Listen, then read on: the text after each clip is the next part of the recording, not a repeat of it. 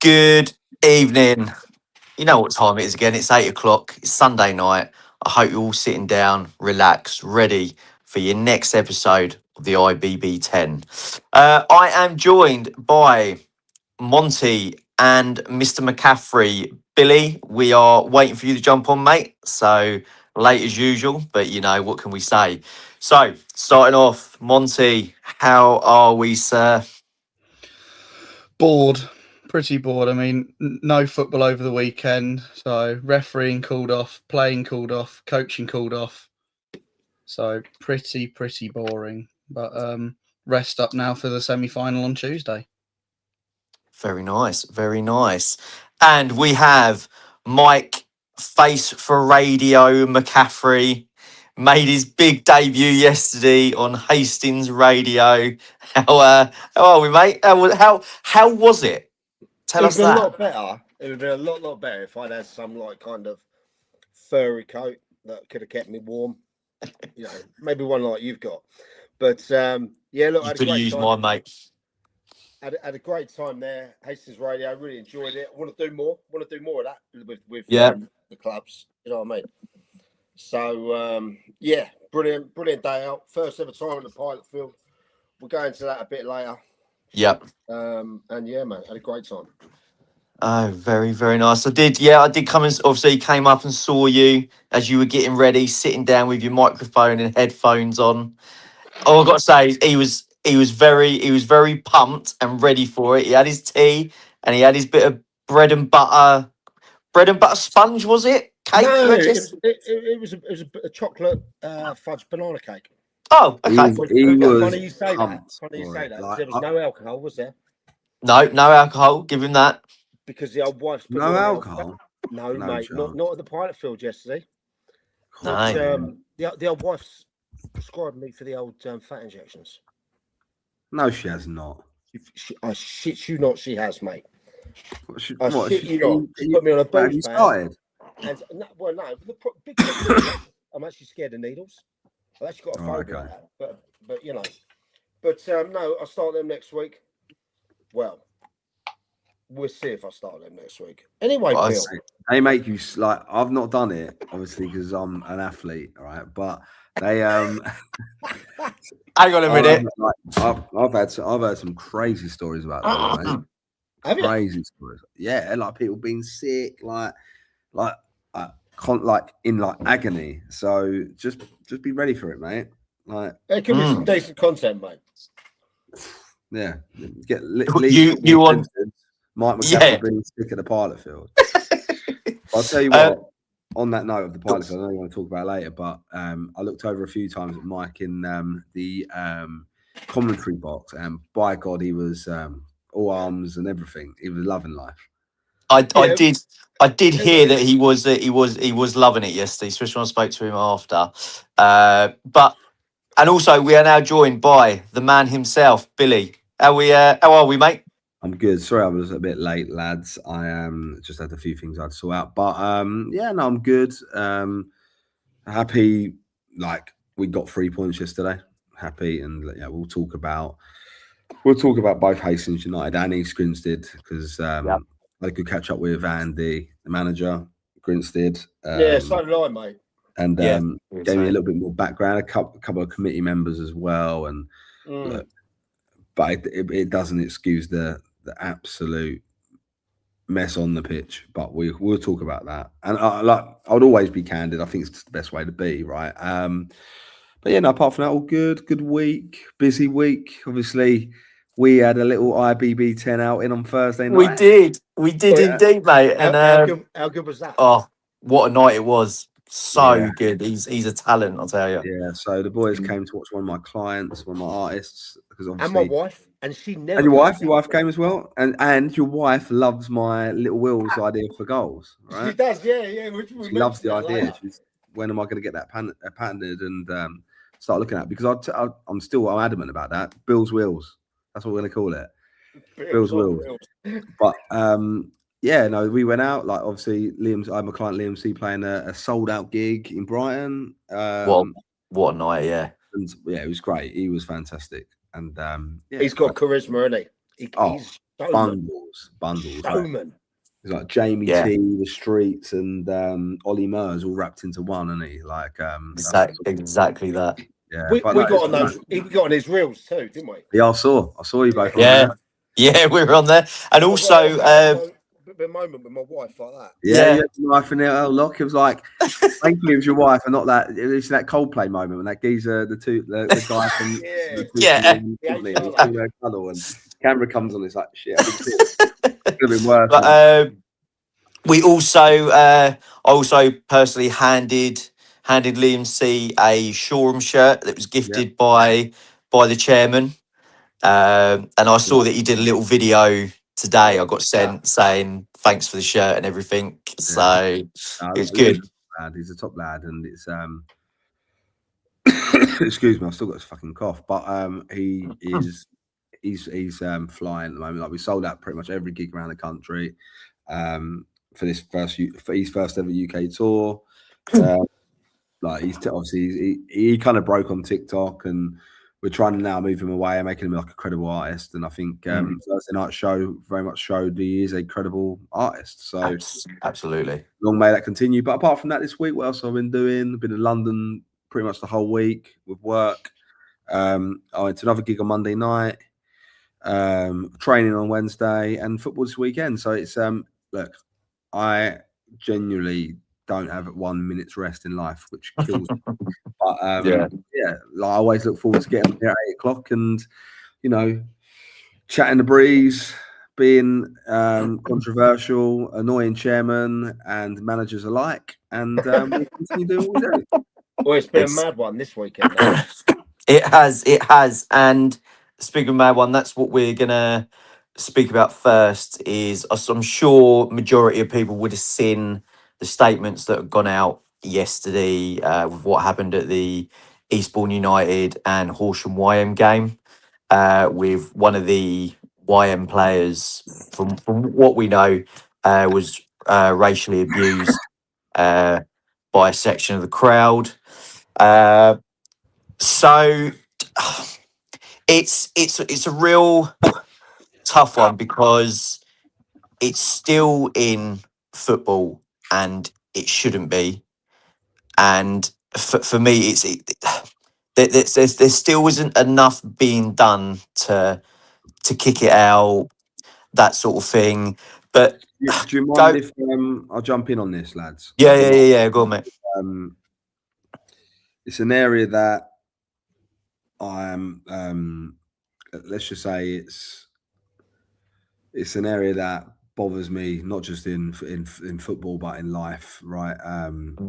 I like, this country is going through a bit of a weird patch at the moment, right? Where moralistically people are being put at I would say being put at a canter a little bit based on fear and views on certain things that are happening.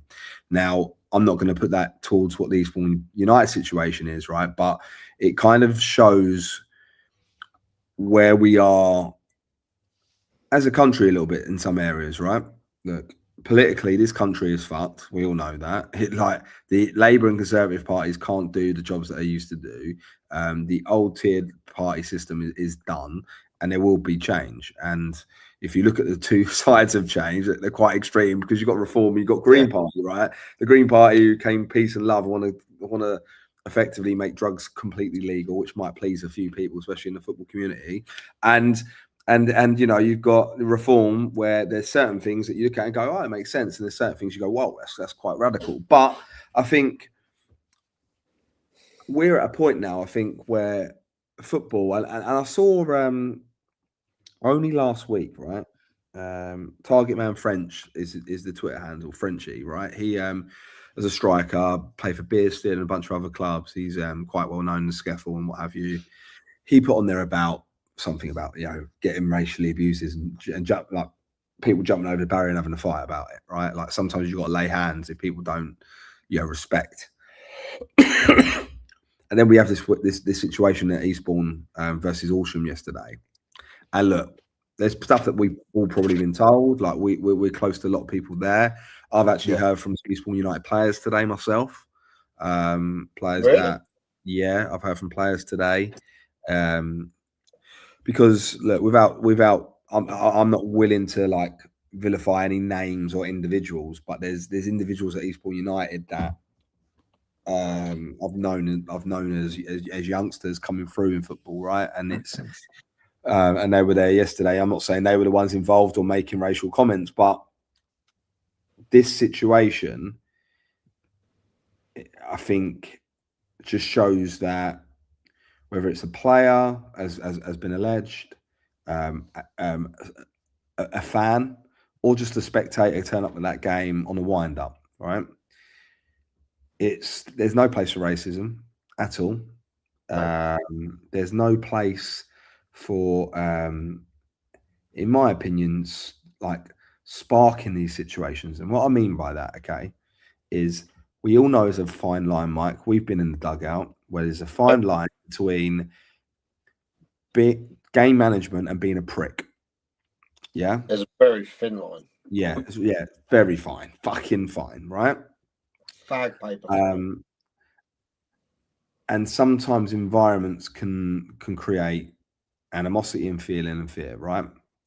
Now, I'm not saying Eastbourne United are in the wrong. I'm not saying Horsham YM are in the wrong. There's things I've heard that I'm like a little bit like, that's not very good.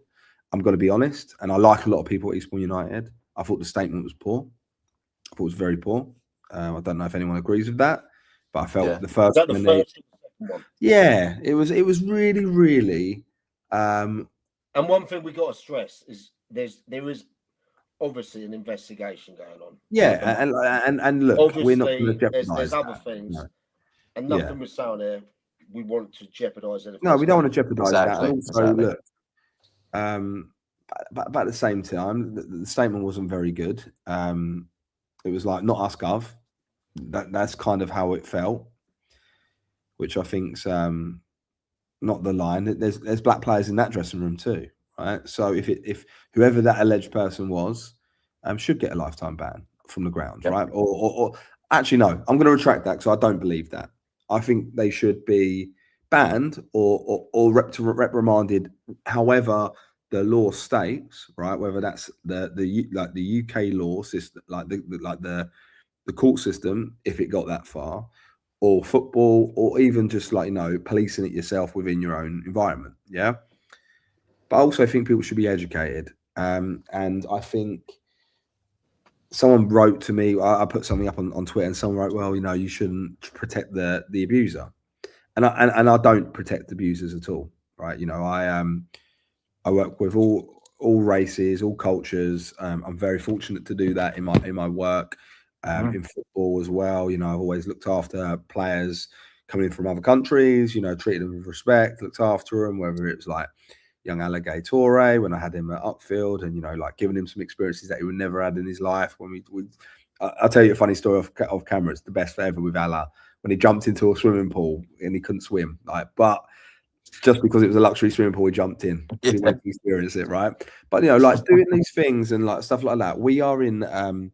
I'm in a privileged position where I'm fortunate enough and cultured enough to understand that. But there's a lot of these small little towns that aren't, and people that aren't, or are brought up in environments that aren't, right? So we have to find a way to re-educate people and understand why it's wrong, right? The wording that I've heard, it's not your obvious wording or your slanders, but it's not fucking right. Let's be honest. If it is what's said, and you got to educate people why that's wrong. That's the thing for me, is educating people.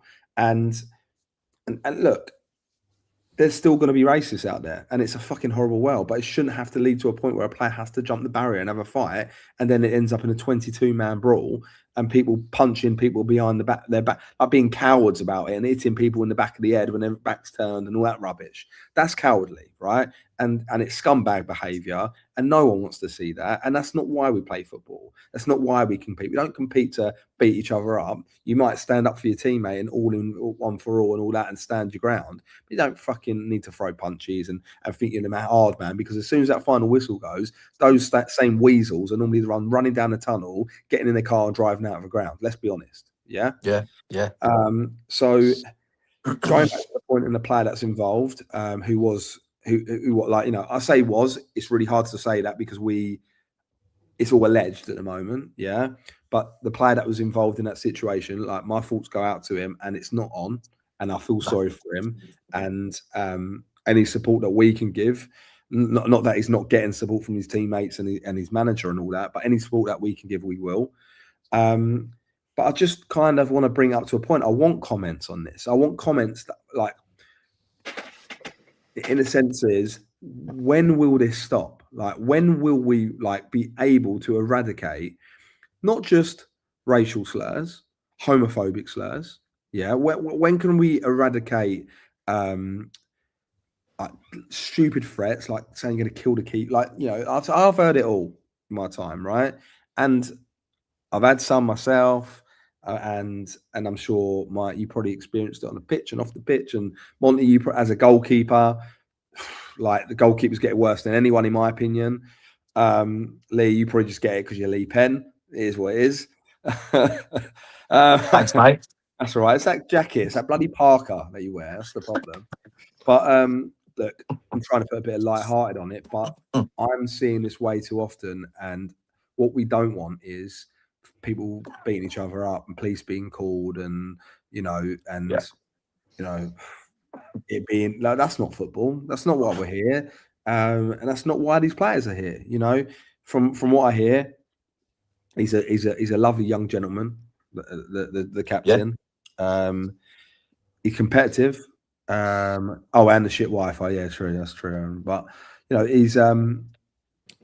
he suffered something horrible, and like, it pretty makes him feel like, well, what's the point? I'm now banned for whatever. He'll probably get a massive ban, by the way, for jumping the barrier. It's not going to get one game. It's going to be a big ban. Yeah, the club will be in disrepute. It doesn't help that Horsham, and you'll get the naysayers going, "Oh, it's Horsham YM, blah blah blah." You'll get that. Like, we discussed. Doesn't matter who it is. No, it doesn't. But we discussed that, didn't we? That, like, let's be real. Like, we've got friends there, but we still discussed that because Horsham YM are involved, there will be a little bit of skepticism because of the situations that have happened, right? But I'm telling you this: we need to all collectively, as football, as society, really work together to eradicate this rubbish, because racism, like I said, gay slurs, homophobic behaviour, it don't belong. It just don't belong. Right? Have banter, take the piss out of someone's, like, kit colour, or, you know, how many pies you had, you know, like, you get a bit of that, right? But come on. I mean, you got it at Stenning, didn't you, Mike? From the little Stenning cohort. No, mate, that was yeah. But again, like, good banter from a good set of fans there. That was nothing different. I've had people call, like, I've had racism on the other side, though, Mike. I want to say that as well quickly. I know you want to jump in, but I've had, like, this isn't one way in this world, right? And this is why I think it's a larger education. I have been called for being white, certain things, yeah. And look, I'm privileged. I am white, right? In the sense that I'm probably 80% of this nation is us, right? And we are we will never suffer what some of the black communities have to suffer. And I've seen, and you've seen, we've all seen it, and we've heard it. We'll never have to ever go through that.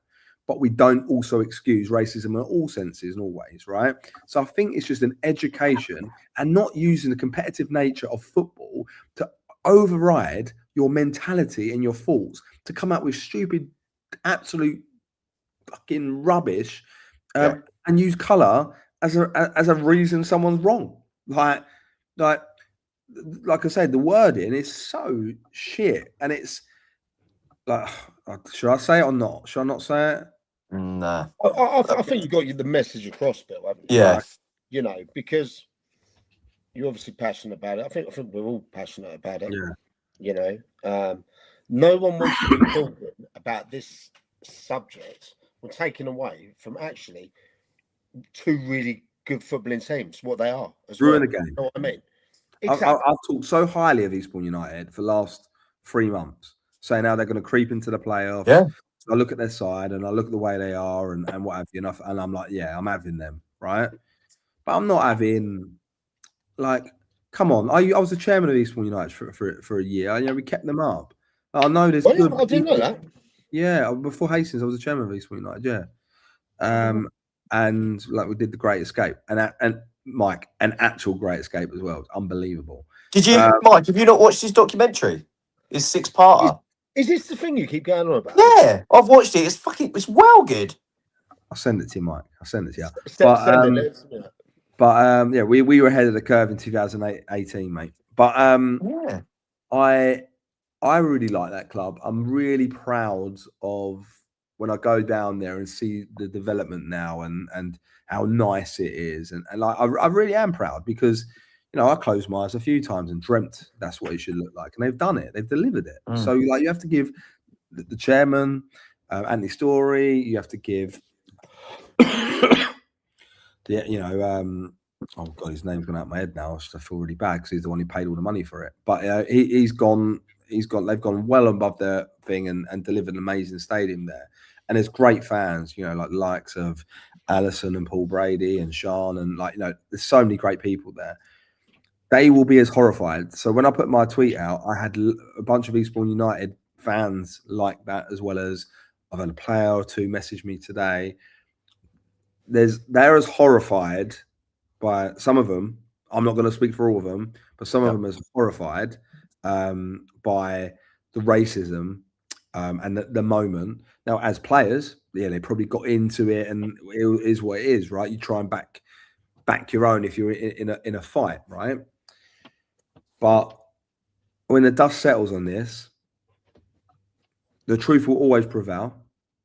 It will always prevail, and sadly, the person who is the perpetrator will have to deal with the consequences. But I do hope those consequences also lead to rehabilitation in some sorts. And I'll sound a little bit dramatic. It's not like he's a fucking driver. No, but it's true though.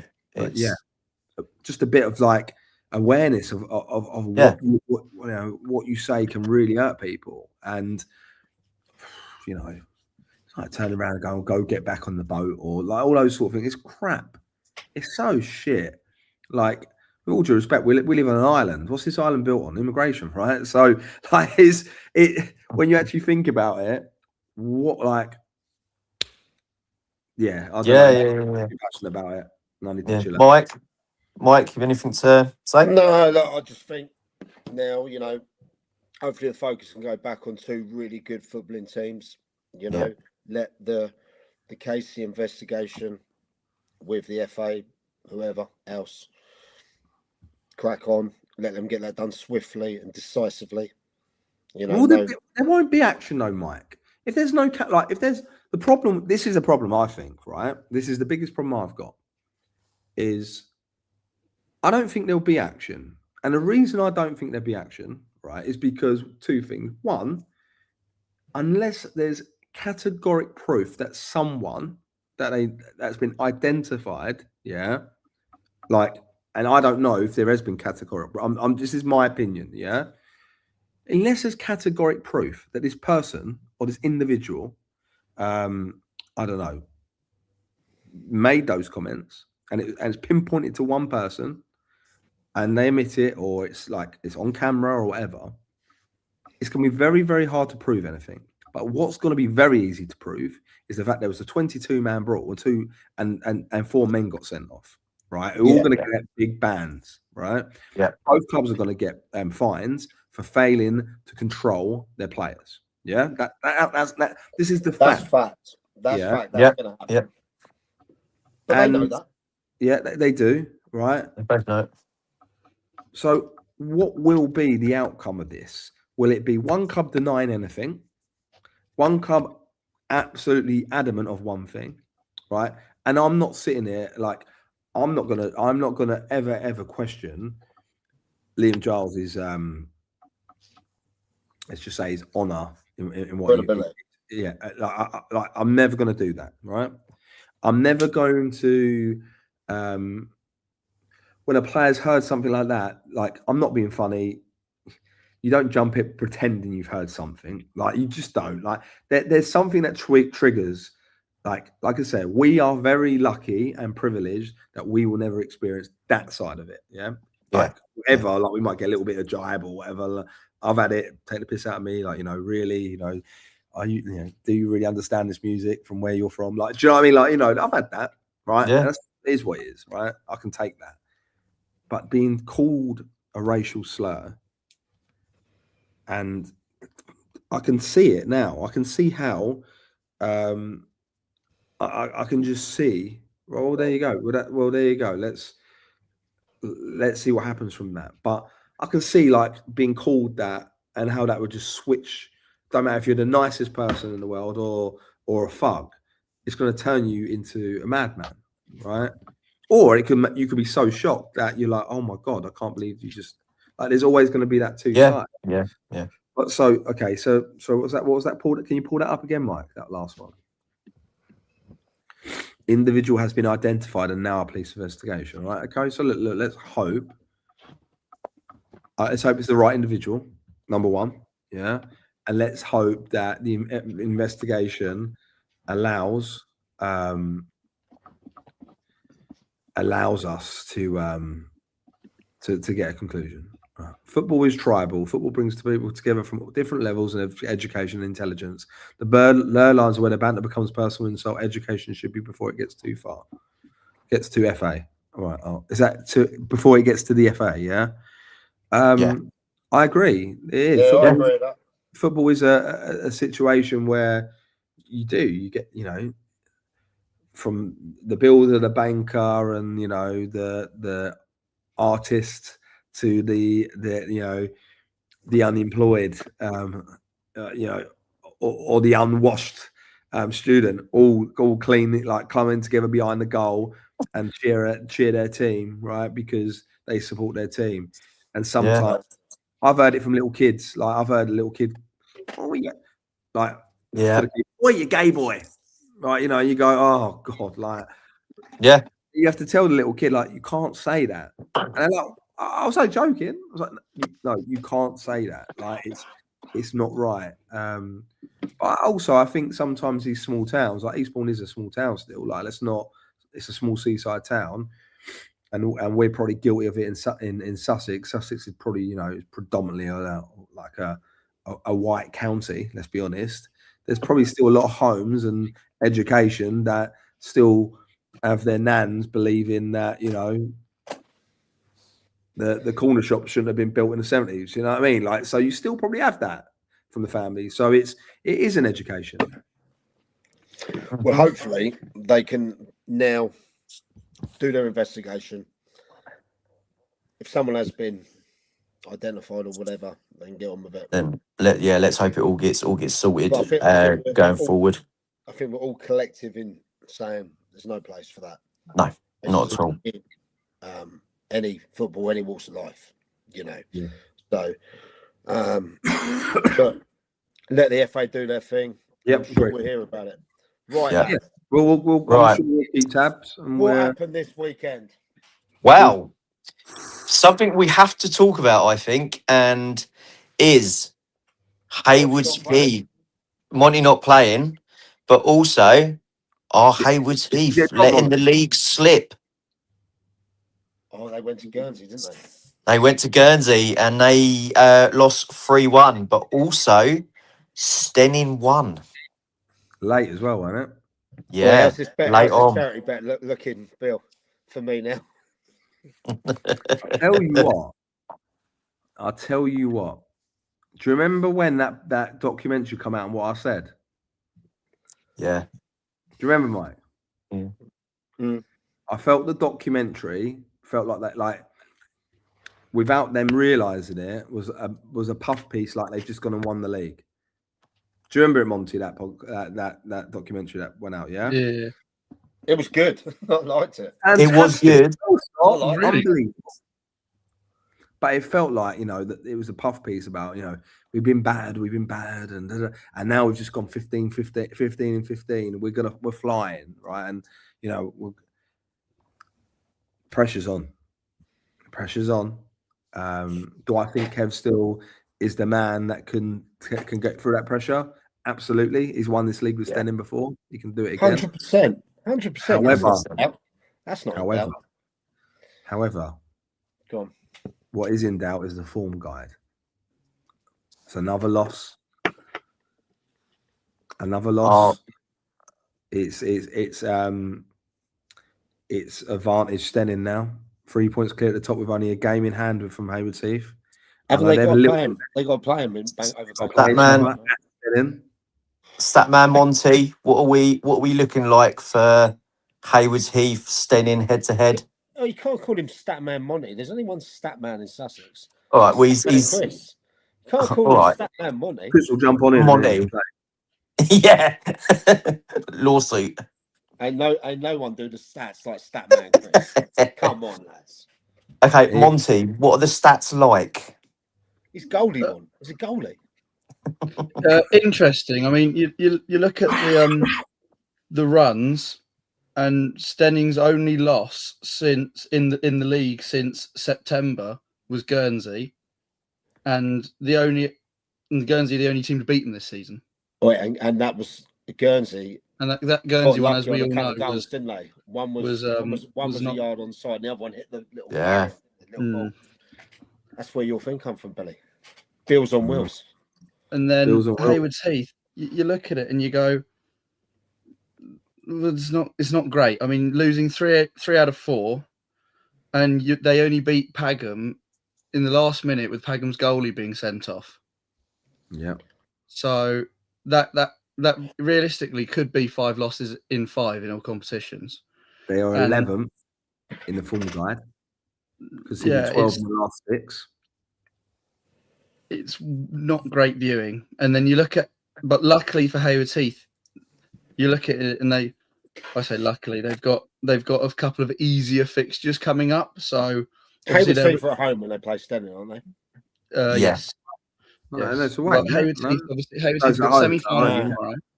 No, we went to Yeah. So Haywards Heath got semi-final Tuesday at Rothie. They host Shoreham on Saturday. Then they go to Lingfield. Then they host Pagham, and then host Vardinians before going to Lancing. So they've got a couple of easier teams. But if they lose one of them, sorry, Stuart, it's just looking at you look at the league table there. They're facing a couple of slightly lower down. Don't dig you out of it yet, son. All right, come on. They're facing some of the teams slightly lower down the table, but if they lose a couple of those games again, all it takes is now one more loss, and it's literally all in Stenning's hands. Because all Stenning have to do is if both teams win all of their remaining games, it's just that one game that will decide it. And if you're looking at the form guide at the moment, there's only one team you're going to put the money on to win that. Look, you're Stenning so form guide wise, Stenning are sitting 5 wins in the last 6, right? Yeah, is that right? Am I right there? Yeah. Yep. The most informed teams, Peacehaven. Peacehaven flying. Yeah. Eastbourne United second in that as well. They ain't lost in the last 6. Horsham YM are still 4th in that what equals Stenning the amount of games they've won. Obviously, that little dip on well, actually, hold on a second. It's not listing. Did oh yeah, it is. Sorry. I'll tell you what. One thing has done whilst you're going through that is made it exciting for the neutral. Oh, do you know what 100%? I mean? Yeah. Yeah, 100%. At the same time, Haywards Heath just turned into a shit team overnight. No fucking way. No, but no, but I do have a question like that, Laz. Like you look at it and think, have they got too many good blood? And this is a really. It sounds stupid. I said this. Have they got too many good players? Have they overloaded it? How's that a bad thing? Well, it is a bad thing when players aren't playing and they're getting pissed off, and the mentality changes. But then that means you've got 11 even better players on the pitch. Well, that's the manager's opinion, right? If you've got players being brought in, like they just brought in Bruno Tavares, who, like we had at Hastings, and he scored, didn't he? Yeah, but mate, he was, when I think about the money he was on at Hastings, I'm like, fuck me, and you've got Callum Barlow, you've got they got Mark Golson, they've got unbelievable strike line, right? It's Tom Chalet. Why do they need Bruno Tavares? Like, what's the point? What is the point? Maybe that's the difference to get them over the line. Do you know what I mean? But is it gonna hinder them? Are they panicking? No. Arsehole gone. No way. No, well, okay. I just see enough leaders and characters in that team to think that wouldn't be in their nature to do that. Do you know what I mean? To have the arsehole gone. No way. No way. Put it up. But you can't take nothing away from Stenning. You can't take nothing away from Guernsey. Peace out. No. Do you know what I mean? I mean, Cam Lawson come off the bench for 20 minutes. You know, Bruno Tavares coming on in the 63rd minute. Cal Barlow rolling on the pitch and in the 55th minute. You know, like these are players that these are step four players, mate. At least. Cal Barlow played for 3 step 3 clubs last year. Wow. I mean, Mike did say, I think beginning of the season, or might have been a little bit into the start of it, that Hayward Heath were going to win and East Grinstead were going to stay up. So let's see how that goes. Oh, yeah, you did, Mike. You did. When they came home, you said that boys going to leave Andy and the boys. But look, but look, we have to let's give Stenning credit, right? Because absolutely. Yeah, they've absolutely caught up, and you know it's made it interesting. But Joel interests me even more now, though. Go on, playoffs. Like Peacehaven, they're 10 on the bounce. Yeah, right. So these boys, they're just bang, win. Guernsey, I said, going over there ain't easy. No. Do you know what I mean? Not at all. They're a good side without having to go over there. Do you know what? Could East Point? No, a couple of weeks ago, I was like, no, East Point United won't do it. Right? I said, this is a bit too far. 10 games. Is it? How many games to go? 10 games to go. 10 games to go. 9 points behind the playoffs. Our good friend Giles is only 9 points ahead of him.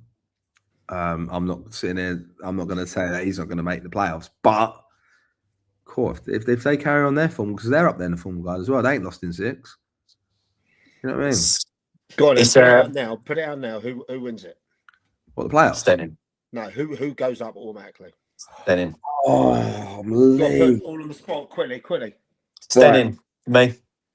Go on, Monty. Based off of how they've played when we've played both of the teams, Stenning. Monty, just one quick. Come on. It's quick fire. Stenning. I've got to go Stenning because I bet on Stenning. Yeah, Hayward safe. Mike, you could be the messiah here, the only one who got it. Yeah.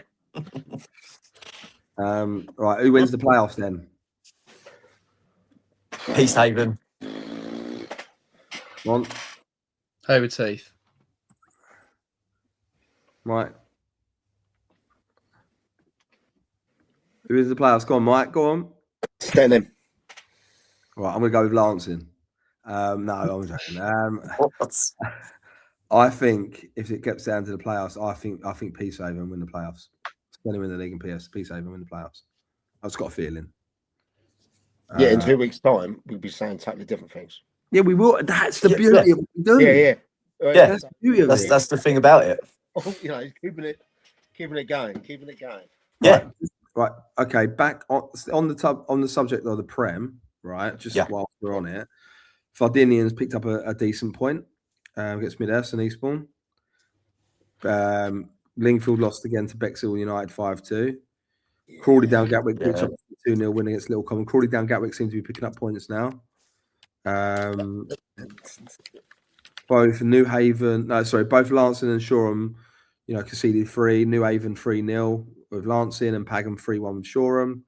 The Twitter of Shoreham didn't really make that sound like it was a great day for Shoreham. Peacehaven rolled Wick over 5-1. I think if Wick didn't pick up as many points as they did earlier in the season, I think they would be in a lot of trouble, if I'm honest.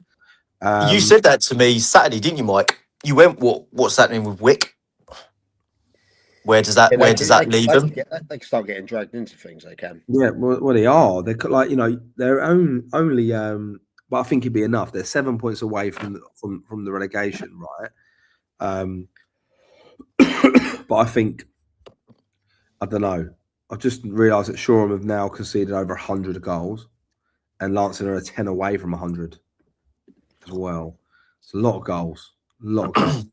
But on the plus side for Shoreham, they're currently the same form as Haywards Heath, who are bottling the league.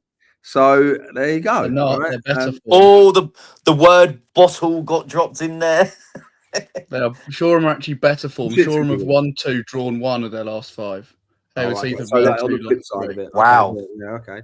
But yeah, how interesting is that? So, but you know, down at the bottom, are we still saying, like, look, Lancing seem to be crying for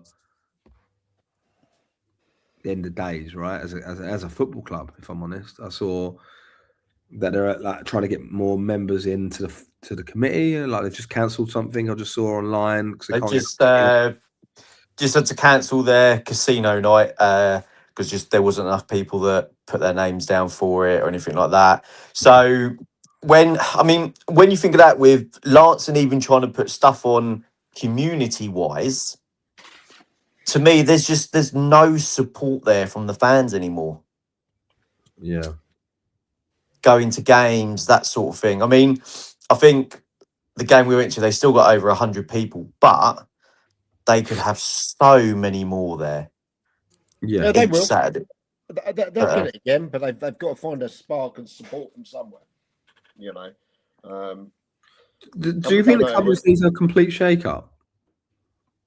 I think the top leadership of the club needs support, because that person does a lot for the club. Oh yeah, no. This isn't a knock on Martin at all. Like no, but you always it, mate. Joe, I always I'm going to tell you. I'm going to pull the curtain back. To go somewhere, I think they have to try and get the ground back. Yeah, but Mike, like you hear the same people talk about consortiums all the fucking time down that place. All the time. You hear it every season. When I was there, I heard it. You know, I had like people in the background coming into games, all like snivering together to try and say they're going to come and save the club in the summer. But it's Martin Gander who's saving the club. Yeah. Like none of them lot.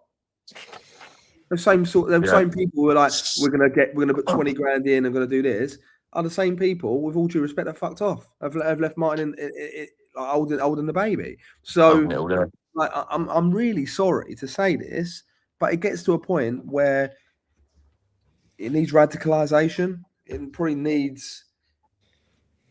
It needs new energy, mate. Whoever that is, it needs around Martin. It needs new committee, new fresh faces there.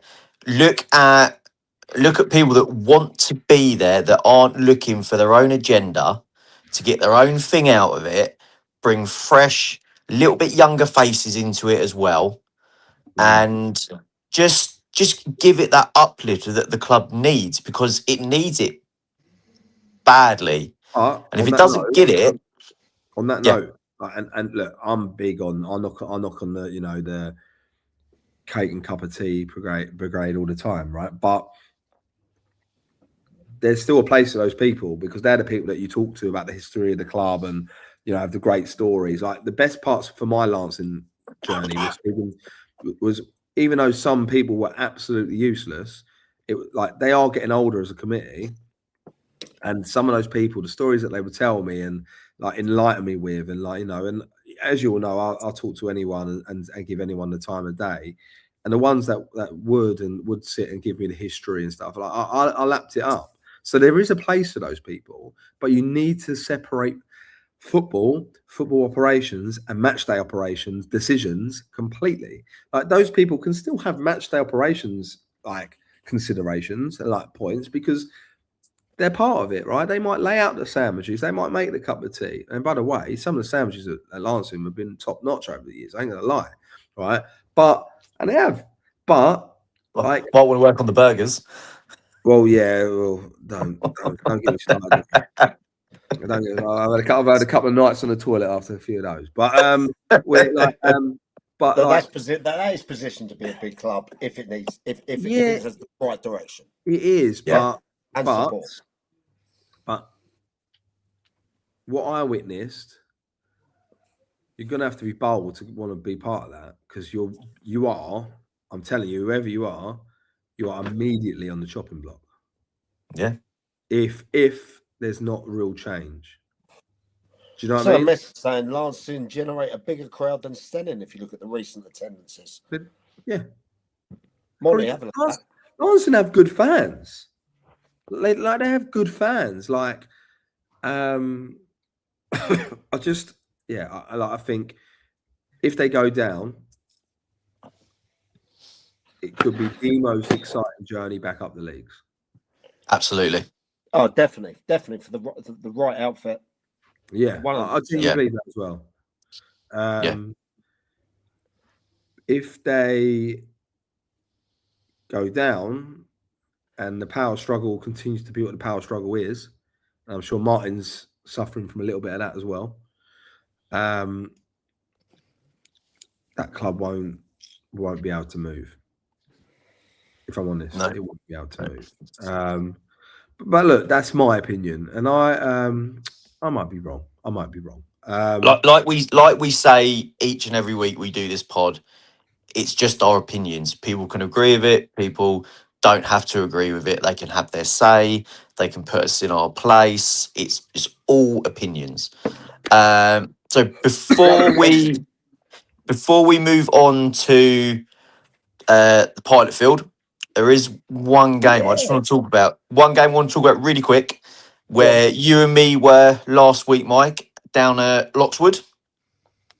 Oh, yeah, they played Ringmer yesterday. 2 goals in 90 plus 10 minutes added on. Loxwood come out 3-2 winners. I mean, what the hell? My friend Steph was in goal that day. What is going on there?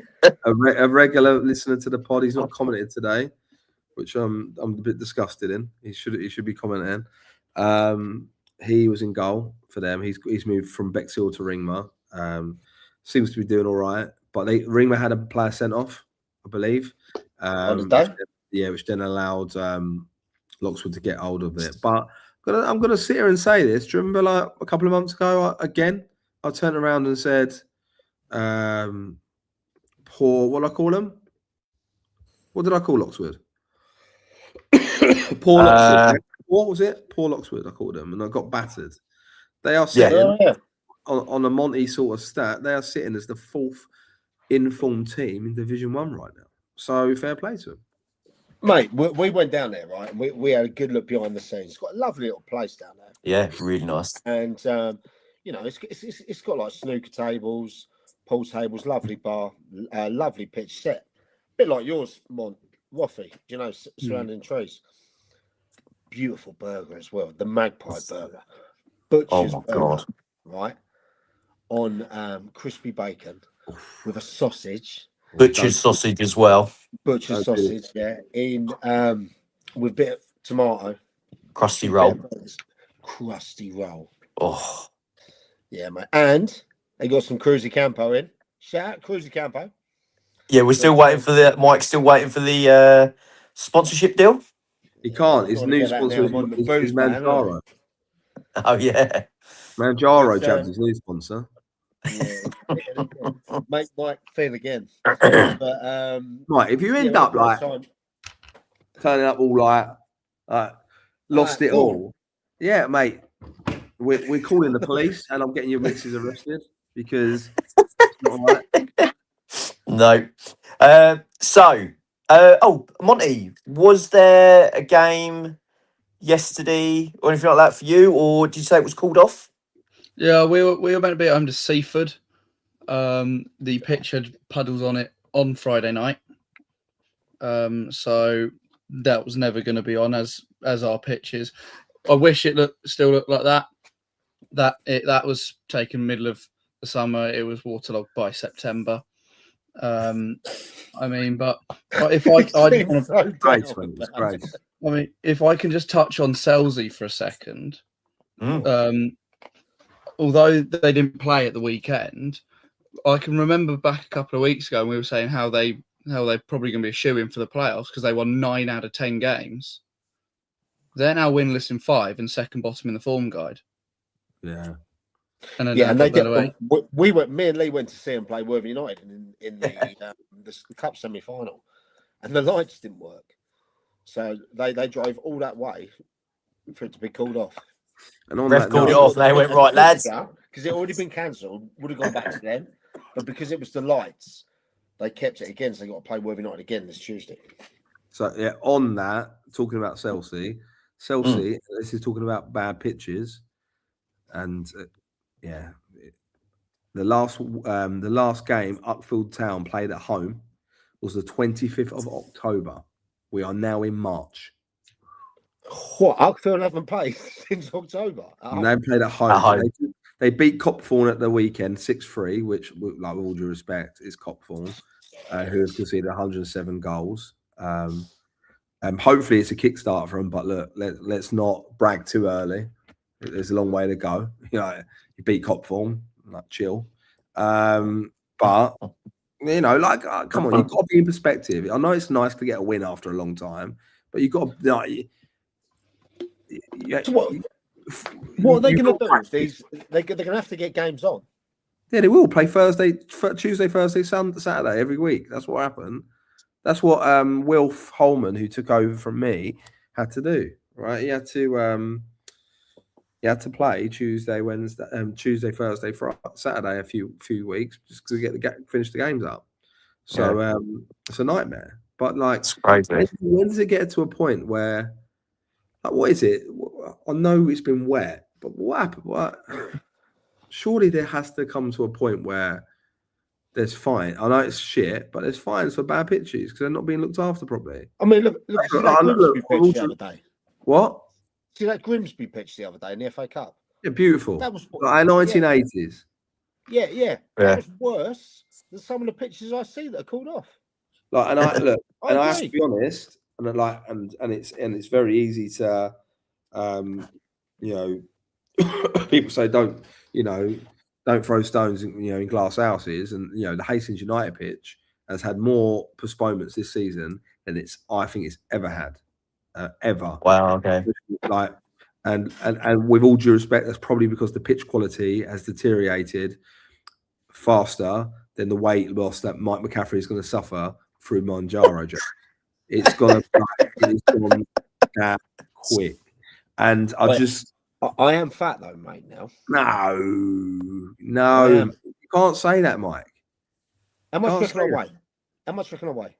You're a big lad, mate. 17 stone. 16. I don't weigh that much. I reckon height 16 stone. 16.7. 16.7. If you're framed, that's about right, isn't it? But when I played football, I was like 13 stone. Yeah. But we all put weight on and lose a bit of hair when we get older, right? I've lost a bit. Look, it's a bit thin in there, and I'll put a bit of weight on as well. But I think I just like social media is so funny, like so funny. Like when you're losing, everyone's quiet. When you're winning, like even if you've not been that winning, like suddenly, like bang, it's like everything. Like, goals get posted. Do you know what I mean? Like, why can't there be consistency with social media? Like, why can't people just, like, when they lose, like, treat it exactly the same? Like, maybe even, like, I know it's a bigger club, but like Dorking Wanderers, like Mark White out after every game, having an interview, still doing his pre-match stuff, and like I know he's box office. What? He's box office. I like. Amazing. Like he's but there's people do interviews only when they win. I don't get it. Like, I just don't like it. No. Yep.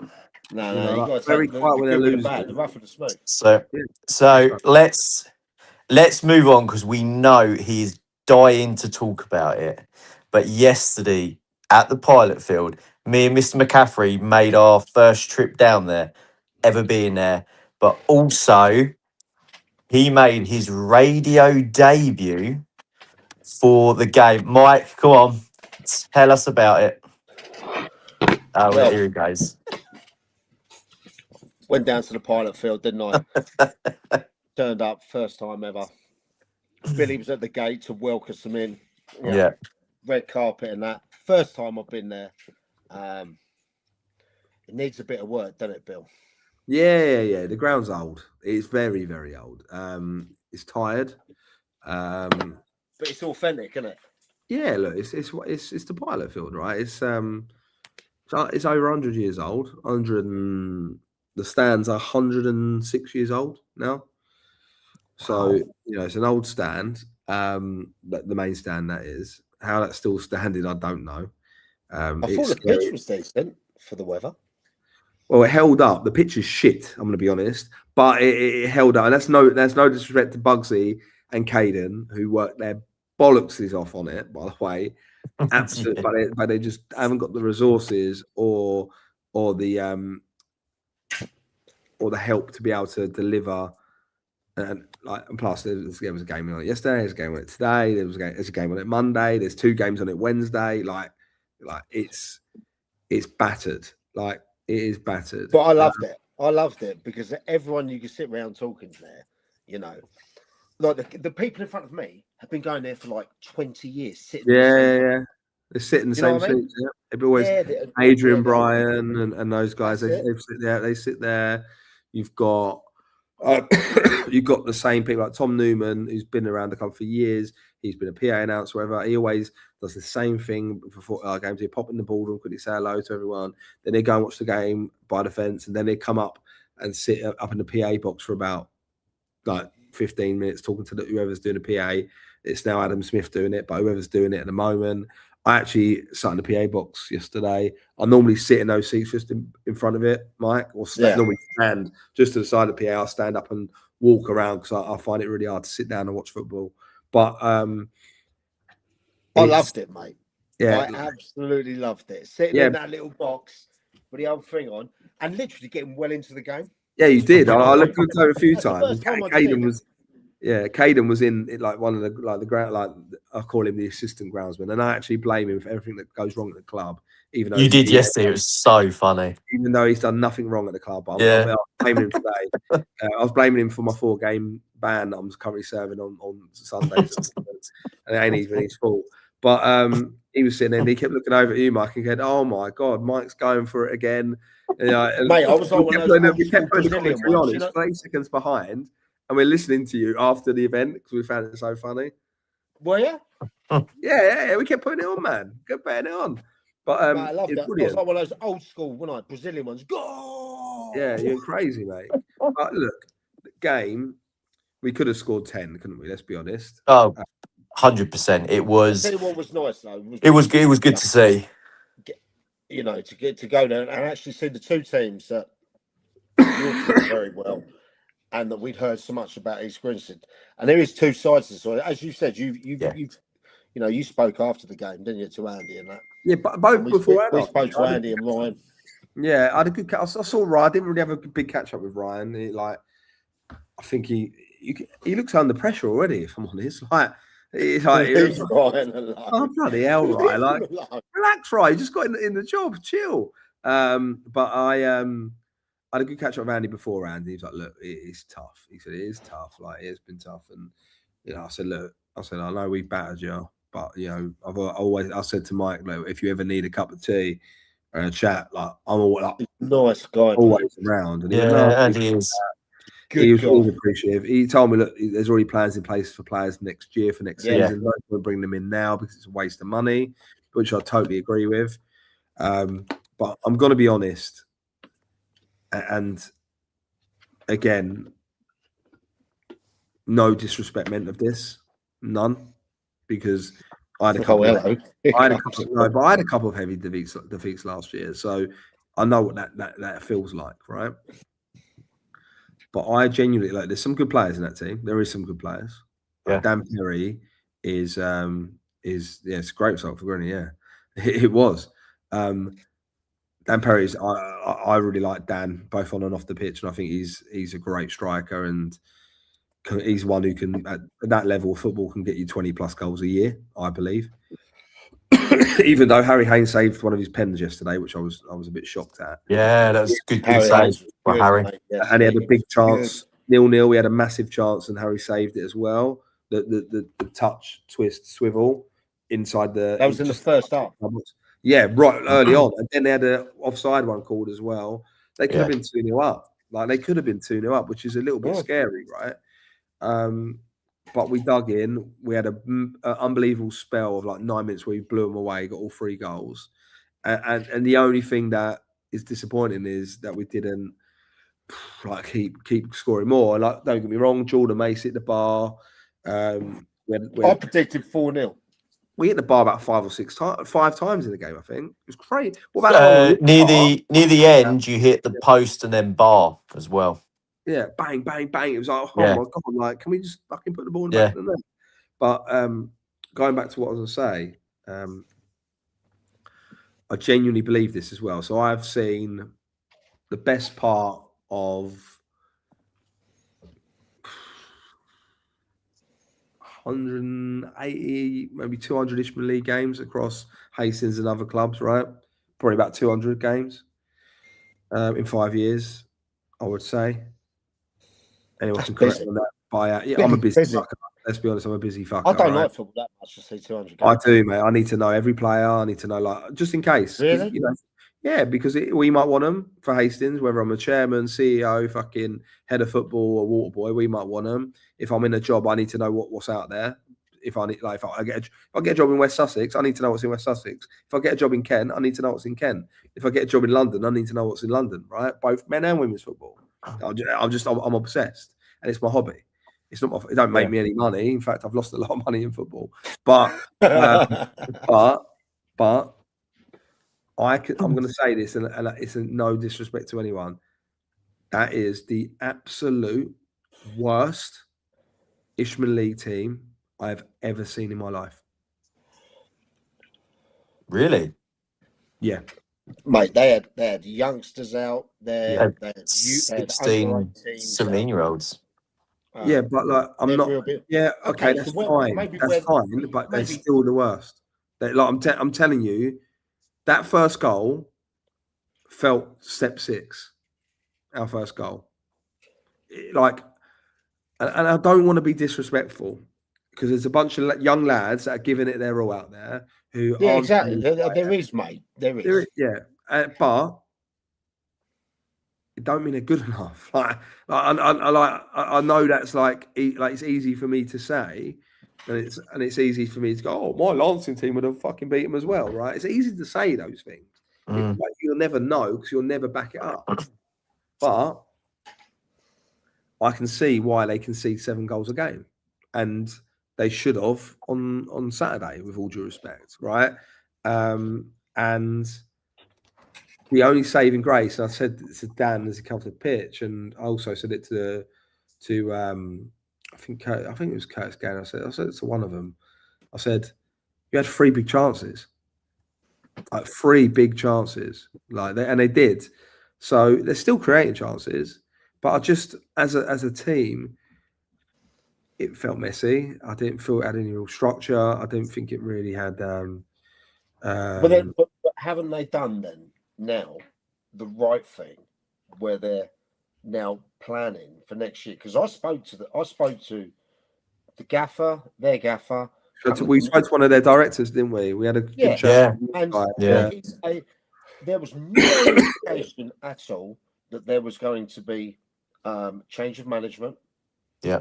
And there was no indication that there was not already in place a plan for next year. Okay. So what you said they might get a few thumpings between now and the end of the season. Okay. But does it make it harder to recruit players though? Like even if because players I don't think so with that club. If they have definitely got what they say they have, a plan for next year, then they've done the right thing. And do you know what they're probably doing now is they're blooding some young players in as well. Some that actually might make a bit of the grade next year with the 8, 9, 10 that they've already got in mind for next year. Okay, I think they've done the right thing. I think, you know, Andy's there. He's a really good guy. He's helps out, and he's got a plan for next year as well. So, you know, it's interesting to see, will they come back up straight up? I don't That's think probably so. more of a question, because we both all know how hard it is to get out of that league. It's hard, you know, and there's going to be some big clubs left in this league that want to get straight back out as well. Yeah, no, 100% completely agree. Monty, what's your take on East Grinstead this season? I mean, it's a very tricky situation that they're in at the moment. I mean, I've coached one of their players who's playing for them. They played for my under-18s last season. So that shows you the level of experience that some of the players in the squad have got. Is he good enough to step for Monty? He played 3 games for Roffey first team last season. That was it. Okay, well, that's all up for me then. Yeah. He was at Loxwood earlier this season, and then he's played for their 18s all year. I played with another one of them who, when I was under 18s at YM, I played with him there, and he was a midfielder there, and I've been seeing him play right back this season. So again, you got a young player who's 18 playing 2 leagues higher than he's ever played out of his natural position. Yeah. So it's always going to be really, really tricky. But I think doing the right thing now is planning for next season, looking at what players they want to bring in, what players they want to keep from this season, and just getting yourselves ready for the inevitable of having to be a county league team and going up against the likes of your Peace Havens, your Eastbourne Uniteds again. Yeah, but I don't know. Obviously there are better players. How did you think Hastings played yesterday? Hastings? Yeah. Honestly? Because that's the first time I've seen him. Yeah, same. I definitely think that Walshy, he's definitely some player down there. And your 2 wide boys. Chapman and David Field, great couple of players. I thought it was good. Jordan Mace is like, well, he was made captain. He's like Brad Barrett's obviously club captain, but like Mace has been made captain in his kind of in his absence through injury at the moment. And he like, you know, he probably tried a little bit too hard yesterday, I think. I thought it was good. Mate, he gets around. Pigeon was solid at the back as well, really solid at the back. Pidge is a good player. Look, good player, isn't he? We're not far. Look, we aren't far off, right? Like, there's a big debate about experience and age and all those things, right? So there's always a big debate about if you got enough men, right? Like, do you know what I mean? Like, it's the age old debate about you don't win anything with kids, from Alan Hansen saying it in the 90s. Do you know what I mean? And it's always stuck, right? And maybe proved wrong. Not many people have proved wrong since that point, but United did. Fergie did back then, and I think my team. Yeah, and like I look at it and I go, because I've been big on we need leaders, right? And you know, Tom Vickers returned from injury for the first time in 4 or 5 months, which I think will be big for us. He looks well tidy on the ball, doesn't he? Yeah, he always has been. He you know, get him on good pitches and here at Diags for fun. Great stat man. He was at Eastbourne Town for a bit as well. Yeah, he was. Yeah, he's a nasty bastard as well, which is good. And Brad Barry, you know, Brad's, you know, year before last. No, that's not true. Not true. Those projects. The money I've lost is off the pitch. Trust me, on fucking containers. So, like, if you saw the merchandise container yesterday, right? I think big merchandise thing, and down the bottom it was the titanium. It used to be my office, right? That's where I lost my office. It used to be my office. Yeah, I used to be in there every day, freezing my bollocks off. But you know, it was an adventure. So going back to Hastings. You bring Brad back. and Tom Vickers back. I still think we need a bit of still. We're nowhere near the finished article where we want to be going forward this season, but there's a lot of potential in that squad. I think it needs to be a little bit more ruthless and a little bit more aggressive, and a little bit more closer to the prior DNA of the football club. But Dave's doing a good job at getting us there, right? And when did Dave after the game yesterday? Yeah, when did Dave come into the club again? Sorry, end of October, November, I think it was. Let me just check the date because. So, I mean, you got to look at what he's done so far. He hasn't had a full season. End of October, so he hasn't had a full season. So then, so then you'll look at next season when he's got his first full season in charge, and then you'll look to what he does then and recruitment wise and that sort of thing. Yeah, look, I look at it like this. I look at it like this, right? He came in a situation that we were in trouble. Right? We were banging trouble. I came back in under a new guys at that point, and look, we've had a good moment. I thought you were the ticket man when I saw you. I am, mate. I'm everything. I've done every job at that football club you could ever ask for. PA. Now they can go through. They're all right. I've had a PA. I've been on the PA. I've pulled pints. I've flipped burgers. I've sold merch. I've done the washing. I've swept the stands. I've cleaned pigeon shit off stands. I've painted things. Like that's why that club will always be. I've done a bit of that at outfield, by the way, as well. I did a bit of painting now and then. But I think that's why that club will always, whatever happens with me in football, whether I'm at Hastings for forever or I go back in the words of the famous Mike McCaffrey, in the dugout, right? It's a club that will always be it will always be my club, and there's things that we've got to get better. So going back to that, coming in, I did. Yeah, Steph's right. I did the 3G in the dressing room as well. Laid that myself. Lots of things I've done there, but it's. Well, I love my time there, mate. Yeah, no, I'm glad. I love sponsors and supporters that were there as well. And they were obviously happy after the win. But I do know there's some really exciting plans going on. Yeah, look, I want to talk about that. So Dave's come in October. We've done what we've done. We've had good periods. We've had bads. Obviously, we went 7 without a win. Without a win on what you call it on. At the weekend, we changed that. We got a win. A win's a win. Was that because you had your Let's Be Avenue moment last week?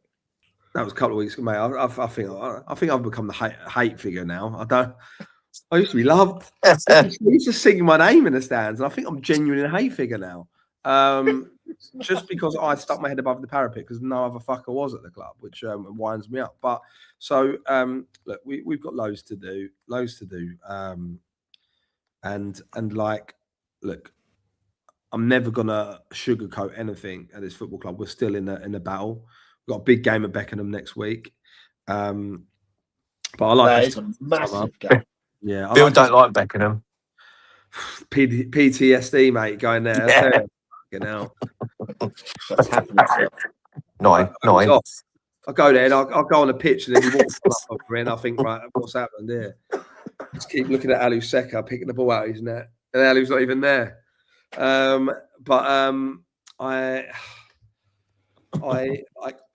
as a club, there's a lot that needs to be done, and I said this to the owner at the weekend. I said, "Will it actually ever get done, Bill?" Has to, mate. I'm talking. All right. I'm talking not just the. Okay, I'm going to really, really, really pull the curtain back a second, all right? Just I know. Are you sure you want to do that? Yeah, you sure you want to do that? Especially where always. You have got proper plans going through Parliament and stuff, mate. Yeah, don't worry, I can do that. It's fine. You know what I mean? I'm just going to. I'm going to explain because people always say, "Well, it's not the Hastings of old" or whatever. No. I don't believe that. I believe the Hastings, people talk about the period of success, those those 5 years we had of like winning the league, going into step 3, being competitive, you know, having the best young players coming through, Premier League, sending players to Premier League clubs, Football League clubs, like they call that like the golden. It was like nothing could, like it was just nothing could be touched, right? But Hastings United, right, has had years and years of different millionaire owners coming through the door, whether it was Mick Mapleston, whether it was the geezer that won the lottery, Mark Gardner, who then went up the road to St Leonard's, right? Like it's had really rich people that kind of come in with a ball of flame, like on fire, and fuck off quickly, right? And I even weirdly paint myself in that picture because I came in like a ball of fire. We set everything we set up, and I went out the door because I weren't happy, or I felt undermined. And like we've talked about it loads in the past, but I walked out the door as well, right? When really I should have rode that wave and stuck with the club and done what we've done. But people wouldn't be able to laugh at me at Lancing if I didn't do that. So, you know, I gave everyone the comedy moments. But the club's built on, this is what this football club's built on, okay? I talked about Hastings as an area last week, about how rough and ready, it's closer to Kent, it's deep East Sussex, it is what it is. But we are, as a football club, we've got to go back to what we're good at, okay? And that is sticking to our DNA of being really hard to beat, like hardest working, loudest, most aggressive sort of club. That's always what we've been. We've got to have the players that kind of replicate that. We have got a plethora of really exciting young players coming through right now. In Razor, Sean Ray, ex-manager, football club legend, took the club to the FA Cup 3rd round, played count hundreds of games for the club, local bloke. He's under 16s team right now. I've got some players coming through that, in my opinion, you know, it's the best batch we've had since the Mark Gall team with like Tom Chalmers and all that lot in it. Tom Chalmers, Kean Moynes, like those lads, like Kean Moynes now at Chatham, Ollie Black, like, you know, it's unbelievable. Actually, no, Ollie Black's the older generation, but that generation of player that came through, I think it's the best group of young players that the club's had for a long time. So you've got that. And I think we need to get back to the point that we were horrible, mixing some really good youngsters, have a really, really good connection with our youth. So like the pathway's a bit more seamless. And you've got to give Dave credit. He's brought some of the lads in, but his job was to keep us up. Like sometimes you aren't going to trust the local lads that everyone tells you are great because you just want to make sure that you do your job, right? It is what it is, and you've got to go game by game. But we have got some incredible youngsters. You know, I could say the names here, but I don't really fancy getting 7 days. But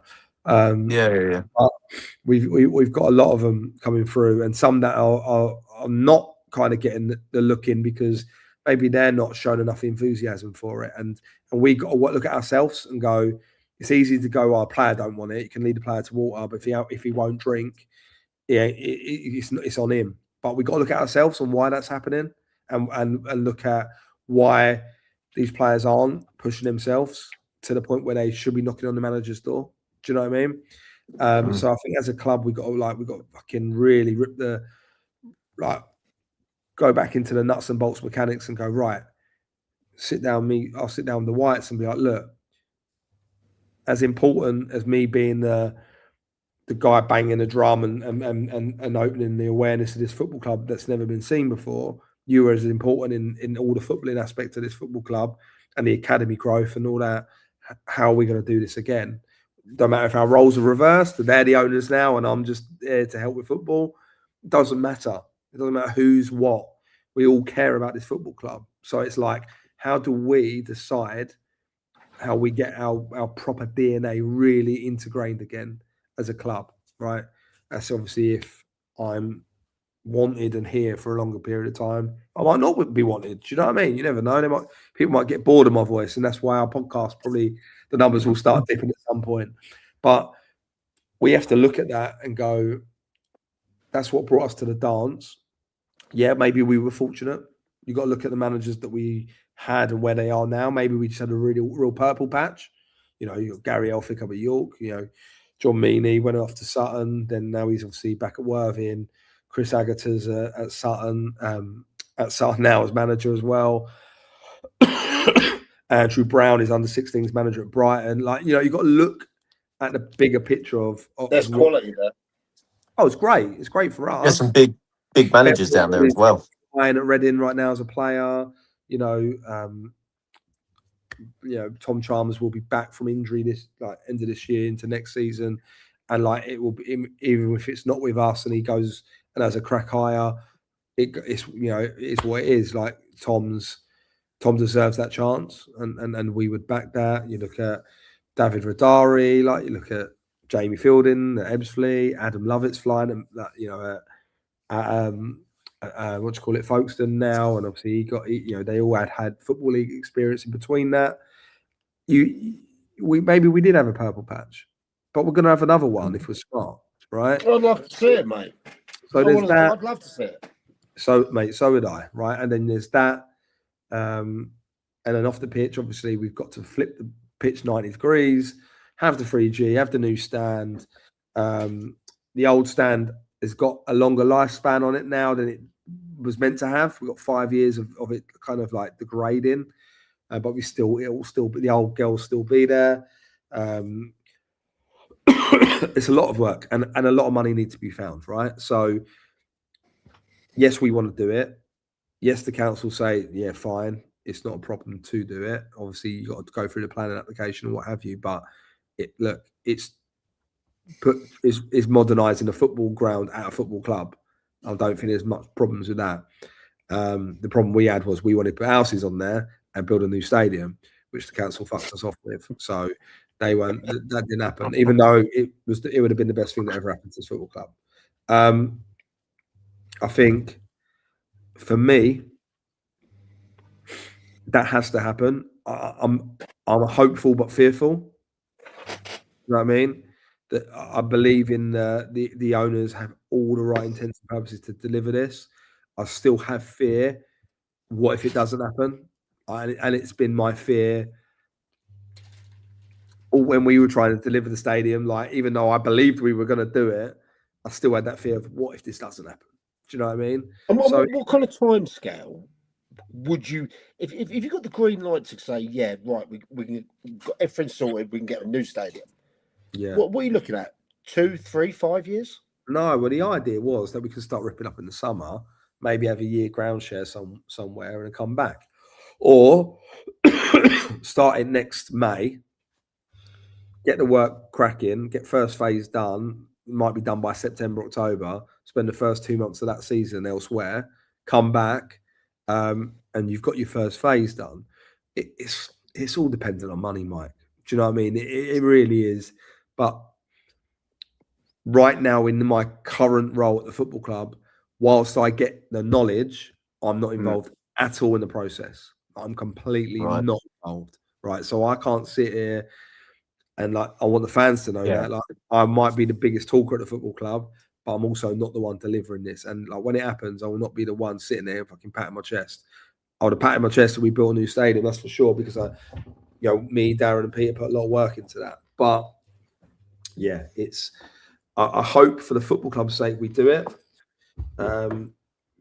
The pitch is, we're going to be grass next year, so I've already said this summer we have to invest in delivering a better player surface. We have to. Sorry, I'm just putting my charger on. I've been talking for England, haven't I? We have to have a better playing surface. We have to. It's not good enough. And that's not even me being reminiscent and going, oh, we used to have a pitch that looked like Wembley. It's just not good enough. Not for a club of Hastings' size. You can't have crowds of, I know it's not as high as it used to be, but crowds of 600-700 turning up to. There was loads there yesterday. Yeah, to watch a mud bath though, it's not right. It's not right. Okay, and again, that's no knock on Bugsy and Caden who are working their asses off to get games on at the moment. They're out there putting sponges on the pitch to get the excess water off, and doing all they can, right? All they can. Yeah. And I love that.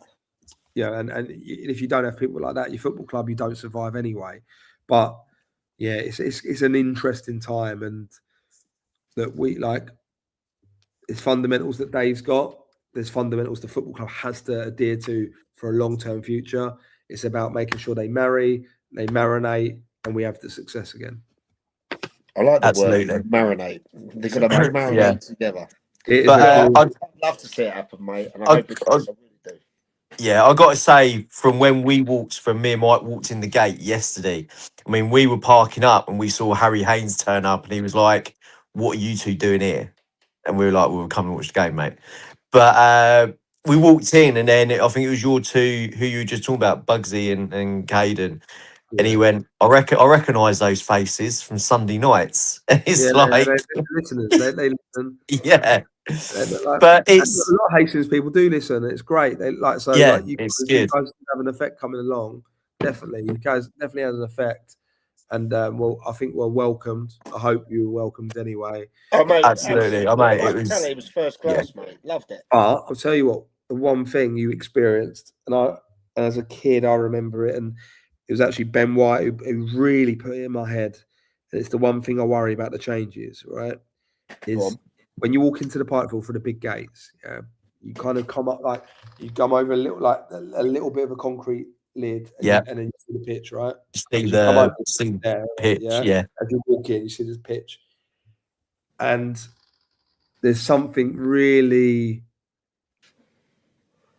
I don't know, like it sticks in my head and my heart a lot, like that feeling of like just coming like through the gates and seeing it, right? Because you walk in there, it's all like that, and then it opens up. Yeah, I think it's quite a powerful moment, and like I look at it like all the young kids that started coming to the pilot field when we were having success, and I love it. They were around for the game, weren't they? Before, they love it. Like my kids are up there. My two eldest daughters. Yeah, saw them. Yeah, and they were having a great time. Like they just come up and don't watch the game, but they will watch it. Asking my eldest, I went, "Where have you gone?" She went, "I've left." I went, "Why?" She went, "First half was interesting. We scored goals. Second half was boring. I've gone." And the mates left. Like they left. I told Dave that. I said, "Dave, look, this is I'll give you I'll break down the game to you. First half was good. Second half was shit. Like because they're like it's so relentless like that. There's this thing like you go in and it's just I don't know. It's like it's. I'm telling you that feeling's captured so many people, and I don't know. Like I worry about It's the thing with me. Like when I go to any ground that I haven't been to before, and it's even with when I used to go to Premier League grounds, and like in a Premier League ground, you walk up those steps to go out, and you see the pitch for the first time, and your breath's just taken away. It's like wow. And it was like yesterday with non-league clubs, and yesterday proved it where you walk in and then you see it for the first time. And the bit I liked is when I walked down in front of the big main stand and I looked to my left and you had the sign that said "Welcome to Hastings United." I'll put that there. I love that sign. When you see that, it's just like wow. It's like really makes it. Yeah. It really makes what the ground is. Yeah. And I will hold my hands up because I can't remember what episode it was, but I said I don't like drums at football. But yesterday, with the drumming that the Hastings fans were doing, it was perfect and it made what that game was and the support that the team has behind the goal. Yeah. It was just like everyone was there. That end was packed. They were giving the keeper as much shit as they could. But again, like we said, it was all banter and there was no disrespect there. And it was just, it was just such a great experience to witness that and see all that for the first time. I think I've said it before. Like I say, I had my "Where are you?" like my moment a few weeks ago, but I think the Hastings United fans are the best. I genuinely think they are. They like me and Dan Perry were talking about before the game. It's like Hastings was always a place you think, fucking hell, I've got to go to Hastings today. Like they're going to be on your case. Like, and he's like, the only thing that used to like coming here for was the pitch, because the pitch was good, right? But everything else was horrible. It was horrible coming to Hastings. And I think it's something that we're going to get back. Like, the fans were loud yesterday. They were really in good form. Yeah. And they are our secret sauce. They really are. Like, that is like, no, if you like, no, you go to like, you know, what's in a Big Mac? Like, you know, what's that makes it so perfect? That's what you got. Yeah, those supporters. The sign, by the way, I put that up in 2020, I think it was, right? And I had a guy working for me at the time, local referee called Steve Brook, and he kept taking pictures of me, like looking at the sign, because I was like, it makes the ground, doesn't it? Like, you just look up. It really does.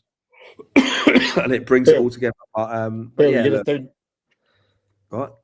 You're gonna do some different little PA and mic boxes for the commentators. New ones. Yeah. You know? Well, am I going to be when we allowed decided back? to look like we're going to get into National League South, we thought, fuck me, we're going to have to like really change everything, because like this is like, we're going to need like media like outlets and stuff like that. Like, because am I going to be allowed back? Oh mate, you're always welcome. You're always welcome. You and Tom had a great time, didn't you? And he didn't swear. Yeah, he did not swear. I got through the whole thing without swearing. I done it once and I swore. I did it once. Tom keeps trying to get me to go back on the radio. I don't think he knows what my job is at the club. I can't really go on there and be, oh, this shit, like, it's not really the right place to do it. But look, lads, I'm glad. Like, obviously, we've talked a lot about Hastings tonight, but I'm really glad you had a good time, and I think it highlights the excitement of the pilot field. I'll tell you what, way to get to, mate. I'll tell you. I've had an interesting DM come in. Go on. And I'm not going to say who it's from, because I don't want to throw him under the bus. Right? Well, what's the subject first? That is scripted. Oh, okay. Yeah, look, firstly, is it something that's going to jeopardise anything else? It won't jeopardise anything, but it tells a narrative. So the narrative that we have... Tom, no. I'm not going back on. If I get sacked from my job, I'm not going back on. You can have these two, though. Like, so he's Grinstead. The narrative, right? That they've cut the budget. Then that's the narrative, right? The flip side to that is, have they cut the budget, or all the players just fucked it off and left? A lot of players have left, though. Rather than, oh, we can't afford you anymore, we're letting you go. Have they just gone, we're not having this, we're not having it here. A lot of players have left, though, because you can see it when people tweet it out and that, but a lot of them have gone back to Forest Row as well. So what is the plan next year then? Is the plan to kind of try and get that Forest Row side back together? That's for them to. No, but you know, I'm a speculative, Mike. Come on, like what we on numbers? How many people are listening right now? Because I think I've been there's really. Over 1,000. Yeah, only 1,000. There's over 1,000. That's not enough here, right? I can't. Maybe we got to start eating the bone of it, right? So let's be speculative. It's just because I got that message, it kind of made me think. Because you would go, well, maybe they're trying to be smart, save the money. Maybe the attraction of players just like didn't fancy it anymore. They brought some big names in. They brought a lot of big names in. Yeah, and as far as I'm concerned. And what was that? Pulled out Liam Giles' comment up, because obviously he's put it up there, not me. He's put it up. And this message didn't come through Liam Giles, I was going to say. You say, worst side you sim, Bill, Grinstead, but still have some big money players in that team. Strange one. What do you do? Jordan Maguire-Drew, league football player. But to be fair, like, no disrespect, he didn't look fit yesterday in the slightest. I think he bet, I reckon he covered 5K yesterday in running, which I'm shocked, because I'm a big fan of him as a player. Massive fan. But yeah, it's just interesting. Yeah, I just wanted to bring that up just because it came through, and I thought, yeah, if I'm going to be controversial, I'll be controversial. Yeah, no, I understand that, but I think they've definitely got a plan, and we'll we'll let them go. What else happened, lads? Monty, what? Monty. What happened this weekend, mate? What happened in Div 1? Hey, Reigate turned over Worthing United. Didn't expect that. Aaron, put them in through with Oakwood. Huh? Did you see the Oakwood goal? The goal. What did you think, Monty? Oh, unbelievable! Unbelievable. Did you say? Have you not seen the goal? The overhead kick from near enough outside the area. No, I ain't seen this. Yeah, yeah, it's all over Twitter. What a way to get an equaliser. Yeah, what a kick that was. Having played with him, I'd never seen him score a goal. Never seen him score a goal. And I played with him for a season. Never seen him score a goal. I'll just quickly go. I know we pulled off the point, but I just want to quickly just got a message. Someone just said, imagine the County League next year if you got Sussex in there, East Grinstead in there, Littlehampton in there, one of Haywards, Heath or Stenning in there. That's a tasty league. Or even, do you know what I mean? That's tasty next season if it works out that way. Oh, go on, Aaron. I'll let you have a little thing because Aaron sent me a couple of messages over the last couple of days. Sussex are bottom 4 now, yeah. Yeah, I'll take that, Aaron. As you said, well done, lad. Monty, shout out to Coach White as well. What do you see happening with in that Div 1, Godalming, Worthing United, and so on? I mean, I'll back them till the end of the world. Godalming win the league. When you look at it, they've lost 3 fewer games than anyone else. They've lost 7 fewer games than Worthing United. So I mean, they've only conceded 18 goals all season. I mean, they won't drop some defence. And you know Mo, great coach. He's got a great side down there. I hope he does it too, mate. He deserves to. Do you know what I mean? Yeah. I mean, I witnessed it firsthand. They came to our ground and let's be honest, they dicked us completely. They were 4-0 up in about half an hour. And we didn't really lay a glove on them, and they put 6 past us. And I mean, yes, we've conceded thousands of goals this season, it seems like, but for them to come to our ground and put 6 past us was you just saw just how good they actually were. And then you look at the likes of Billingshurst, they're 6th in the league, but they have 4 games in hand on Worthing United and are only 6 points below. Yeah. So the amount of the difference in amount of games played, Worthing United, they're 2nd. They've played 2 more than Infinity. They've played 4 more than Billingshurst. They played 3 more than Walcountians. I mean, don't forget Arundel. But don't forget Arundel. But then they Worthing United have got, on at the moment. Worthing United have got points on the board, but the other teams have got games in hand. So it's just what situation would you rather be in? Would you rather have the points on the board or have the games in hand, knowing that you're going to be playing 3 times a week? Yeah. Well, I had a little trip up to Tesco's with the missus earlier, and as I'm going down one of the aisles, at the end of it, I see Cuzzer standing there of Worthing United. So I had a little chat with him about the game yesterday, and he said that Reigate good yesterday. They had a player sent off, but then straight after that, they had a player sin-binned for 10 minutes, so we're down to 9 men. But like again, you can't put anything past Dale's team either, because when they get going and he gets them going right, they're a tough side to play against and a tough side to beat. Old Reigate. It helps. You look at it; they've got 2 of the top 10 goal scorers in that league playing for them. Reigate. It'll always help when you got those players that you can, and they're the 2 who scored for them yesterday. It's great when you can know that you've got the 2 of the top 10 goal scorers in your team. You can rely on to step up and give yourself a goal, which gives you a great platform to know if you can keep the opposition score to 0 or 1, you will win the game generally. Yeah. We've been invited down, funny enough, though, to Infinity. Yeah, we have, haven't we? Yeah.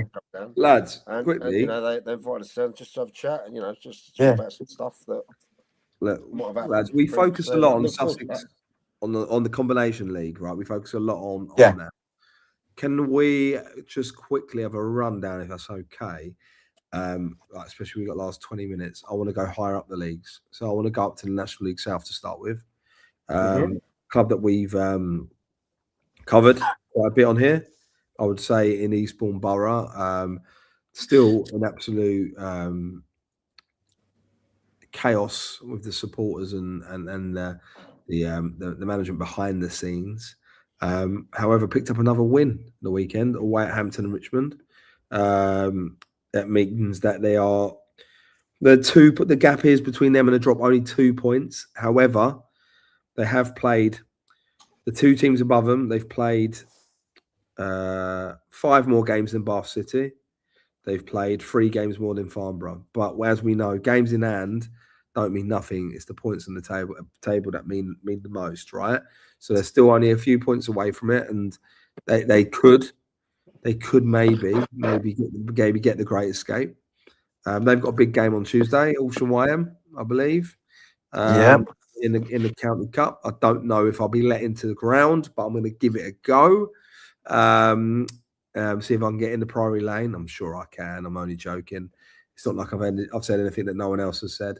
You know, fair credit to Robbie Blake. He's picked up 2 wins in 3. Is it the what's that?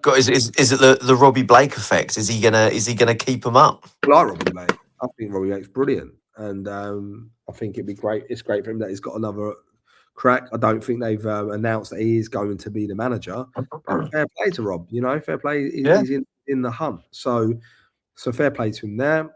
With regards to Worthing, hit a lovely bit of form recently. They kind of seem to go back on track, but then they lost 2-1 to Hornchurch at the weekend. But look, they're going to be now that they've kind of rode that wave, they're going to be in and around it. They are going to be in and around it. And excuse everyone, I'll keep coughing. I've been coughing for weeks. That goal. Yes. Sorry, lads. Yeah, good goal with it. So stepping down from there, Ishram Prem. Lewis lose again. I think they lost again yesterday. Cray Valley. I said about that to Mike in the car, didn't I, mate? On the way there, like, what's going on with Lewis? They're the worst form team in the league, right? They are now currently 9 points from the drop, right? I'm not saying they're going to go down. I'm not saying that at all. But I know there's a lot of pressure behind the scenes financially. They're trying to sell the women's team. Yeah. Trying to get rid of that. To make money. It's the way the structure of the club is done. Yeah. Is why they're not making money. Well, the thing is losing money. They're fan owned, aren't they? Yeah, but guys, you've got to understand when they had their women's team in the Barclays, the Barclays Championship, wherever it was at the time, right? Second tier of women's football. There's a lot of grant money there, a lot of money, and not all that money was going to women's football. They got a new 800 grand pitch for fuck all because of their women's team success. So that they got a deal with Lyle and Scott as well, didn't they? Yeah, a massive deal with Lyle and Scott, and that stopped. And then a massive deal before that as well. It's interesting. It's interesting because, you know, I spoke to managers that have been there, who have good relations. No, Ryan, I've got I can't speak, Ryan. So that's what so I do apologise, mate. It's my voice. It's nothing to do with the audio. They've not ever been huge spenders, right? Huge spenders. They haven't. Even when Tony Russell was there, the rumour was that he was a big spender. What Tony did very well was he made them train at a certain place that could attract players outside of the Lewis bubble to play for Lewis because training was the outskirts of London. Yeah, exactly. Right, which a lot of clubs do, by the way. A lot of clubs do. Yeah. Even Hastings, and it's. I'm not a big fan of it, by the way. I just want to make it clear. But based on facilities, we train in Brighton, right? It's just the way it is. What's that? What, you train in Brighton? We train in Brighton, yeah. Oh, in Brighton. I'm not telling you where we train. Like, I'm not having spies turn up and watch our team. But no, I thought you meant at Brighton, as in their little. No, we don't train we're at Brighton, but yeah, we train in Brighton because of facilities. It's just as simple as that. So that's where we're at. That's where a lot of teams are at. But the Lewis situation has always been equal pay, right? Which has been, with all due respect, it's more of a tagline and hype than reality. Now, the women's team got relegated. Suddenly, that money stops. You then got to plug a hole, aren't you? And then they've not plugged the hole, and the hole's got bigger and bigger and bigger. They tried to sell to Mercury, it didn't happen. Mercury pulled out, or whatever happened there, and now they're trying to sell again. I just think, from my perspective, Lewis Football Club seems to be in a freefall. It's not a it's not a club that this isn't in a horrible way. This isn't knocking, but it's not a club that you look at that really attract big investors. Yes, obviously they got the dripping pan, which they're known for. But when you look at Lewis, you want to look at success, that what they have had in the past or current as well. And in my eyes, the managers they've brought in haven't brought success and still aren't bringing success to the club. That's, like I said, just my opinion. But who they've had is not bringing success. More than anything, it's pushing them down. They're going to be in a relegation fight soon.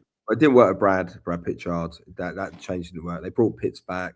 Pitts didn't have a very good time at Tunbridge Angels in between. Pitts first time around, he done all right, but look, they're not. Lewis haven't ripped up trees for a long time. Let's be honest. How much would a club like that be up for, Bill? Depends on if they lease the ground, own the 3G. Like there's elements to that. I think they was trying to sell their women's team for £1 million. That's what I believe. Like, I might be wrong. That might be a wrong figure. But look, you can get your mate fucking with debt. You can get older something for £1, can't you? As long as you can facilitate it. Do you know what I mean?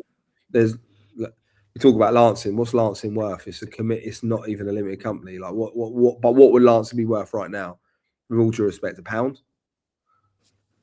They haven't got technically don't own a ground. They don't. What would a club like Shoreham be worth? Like, come on, our good mate Stuart. Slaney, what you worth? Give us a price. But what these clubs are? They're all ongoing concerns, aren't they? They're all ongoing concerns.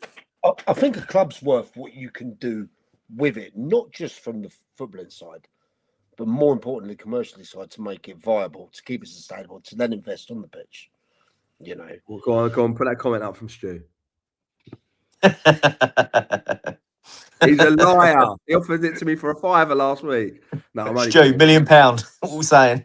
Okay, who's paying? Is that you, Mike, paying that?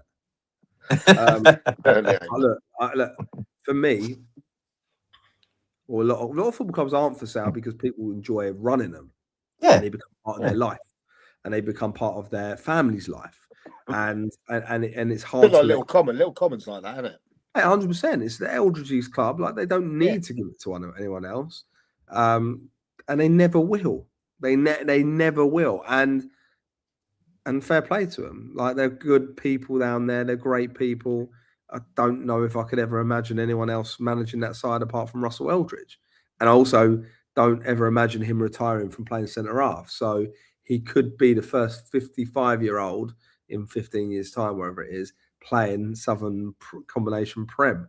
He just I think he's looked the same for 10 years. But you know, like, you look at it and you go, there's a lot of clubs like that. But you know, what's the club worth? The club, every club's an ongoing concern. You like, it's hard. It's really, really hard. Like you say, Lancing, like when you're kind of like Lancing, I'm not going to call them nomads because Culver Road is theirs, right? Like it's their ground. They sold it to the Sussex FA because they got in financial problems. I was given all this information when I was there, by the way, because I saw it as an opportunity. I think that's public anyway. Yeah, no, not that part. But I was told how much I reckon it could go for, and you know, there's lots of things up because look, it's not that I've got a few bob. Like everyone thinks I'm a multi-millionaire. I am not. But you know, if I want to go and get hold of £1, 2, 3, 4, £5 million for a project, I could do so, right? And I looked at that and I was like, well, if Lancing, and I'm speaking really, really candidly here, I was looking at it going, well, if you got the ground with Lancing, right? No, I'll never make it rain, mate. I'm too tight for that. You get me in a strip club, mate. You just see me have the free beer and pretend I want to dance, right? That's what you see from me. Like I look at it like this. I look at it like that and say, look, if the right commercially savvy people get a club that can have an opportunity, like Shoreham at Stu's Shoreham, right? I'm not saying Stu's is sell Shoreham at all. I think those guys down there have been great custodians of that club for a long time, right? And they will continue to be. But even that is Shoreham's an opportunity. Lancing's an opportunity. Vardinians is an opportunity. Like all these clubs are opportunities, right? It's just, but what is it an opportunity for? Because depends what you want to do. Really make money. So is it that opportunity? No, look, you have. Or is it I look at it differently. Giving something back opportunity. Fundamentally, Mike, I know what we've done at Hastings. If you ignore the fans, like getting it from 200 to 1,200, or you ignore the Nike deal and the stadium deal, the other deals and the infrastructure and building a footballing academy, like or a youth section that isn't on its own run by a youth committee that keeping all the keys to themselves and making a load of dough but not telling anyone. It's not really associated to the main club, or there's not a way of making that section more commercially viable and marrying them to the club, rather than the kid just wearing the kit on a Sunday and not really knowing what happens on a Saturday at that club. Yeah, that's where the money's at. And it takes work, it takes football knowledge, it takes making people united, because unfortunately in youth football, a lot of youth football teams are the team and the team alone, right? And the coach runs his team, plays his own style of football, recruits his own little players, and if he falls out with the youth chairman or doesn't get his way, he takes his Shoreham club to Lancing, or his Lancing club to, I don't know, Lancing United, or his Lancing United club to bumfuck wherever. Do you know what I mean? It's they're little hubs, they're franchise FCs, and no one. Yeah. I say no one. That's not necessarily true. There's not many people who have the ability to take that away and be ruthless enough to know when you do that, you are going to lose shit ton of teams at first. You're going to lose 8, 9, 10, 12, 15 teams out of your 25 you, because everyone wants to be the king of their own island, right? Everyone. Yeah? Agreed? Yeah. So if everyone wants to be a king of their own island, then it's never going to make money for the football club. If you can build a structure, a footballing idea and an identity, and understand this is what we are and this is who we develop and this is what we're about, and it marries, and look, sorry, Ryan, my voice is fucked and it's getting worse because I've talked a hell of a lot tonight. But if you can marry all those little ingredients together and have the nous and the willpower and the drive to make it happen, that is that's the value, right? And that what I'm interested in, whether if I ever left Hastings, my next thing, or let's use the word project, would finding a club that really wants to do that. Whether that's me in the dugout, whether that's just me back behind the scenes, whatever that is, that would be what I would do. I would go, right, let's break down the walls, right? Let's remove. Yeah, I need more than a Lemsip, mate. I sound like Barry White. Do you know what I mean? up the project. But that's the value. And I think not many people understand that or pretend they understand that and pretend they're delivering that when it all can go boom in a second because you're not actually locking in the players to really give a fuck about the badge. You're just making it more the coach. Yeah, right? it's a good way to to end that bit. Yeah. I will just say, because I've got 5 minutes left before I am cut off for bed. But I'm just going to say a quick thank you to you three tonight, everyone that's watched tonight. Again, thank you all. I will say as well, a lot of people have been saying that they can't find the replay to watch on Twitter. At the moment, Twitter's having a lot of problems with going live and trying to rewatch stuff. So what I will do is I will put a link from my YouTube channel and Mike's channel and everything like that. We put a link on here after, so if everyone's missed it or anything, you can click on there, go back and watch the whole thing. 100%. 100%. I love that. I love that. So we've covered a lot of stuff tonight, gents. A lot of stuff. Some interesting topics, some topics you don't normally speak about. So we've gone there. What's the plans for this week for you lot? Monty? Semi-final on Tuesday. If Jack Monday sends you a text, yeah. Semi-final Tuesday, refereeing Wednesday, training Thursday, day off Friday, game Saturday, coaching Sunday, rinse and repeat. Nice. I am at Hassocks Tuesday, and then I will be at Chichester on Saturday. Right. I'm going to go and visit a doctor about this bloody cough because I've just finished antibiotics and I've still got the fucker. So my week. Monday night, nothing. It's a kids' night. Tuesday, we'll see what that is. It could be me watching with binoculars outside, but I'm hoping to get to the Horsham YM game. Wednesday, our college team is in the National Cup quarter-final in the daytime. In the evening, we've got women have got Eastbourne Borough in the Combined Counties Cup. I am currently suspended, like I was today, which is horrific. And I've still got another 3 games to go. Never tell a ref that you're going to shit in his pasta. It don't go down well. But yeah, I've got 3 games to go for that. But do you know the funniest thing is? I could like, for example, someone called me up and offered me a men's job now. I couldn't be in the dugout until I've completed 4 women's games. So, like, if they keep getting postponed like they have for a whole month, I could be banned from all football for months. And I have been. I've been effectively banned for 6 weeks so far. I've only got through one game. That's your own fault, Bill. Oh, no. It's his fault, mate. He's fucking booked. He fucking sent me off for saying that's bollocks. Yes, I did don't say shit in his pasta, mate. I said it afterwards, mate. After the fact. William Wood, you're supposed to be setting an example. Yeah. I try to, but we all have emotions. Tuesday, so with that. Wednesday, that game. Thursday, we'll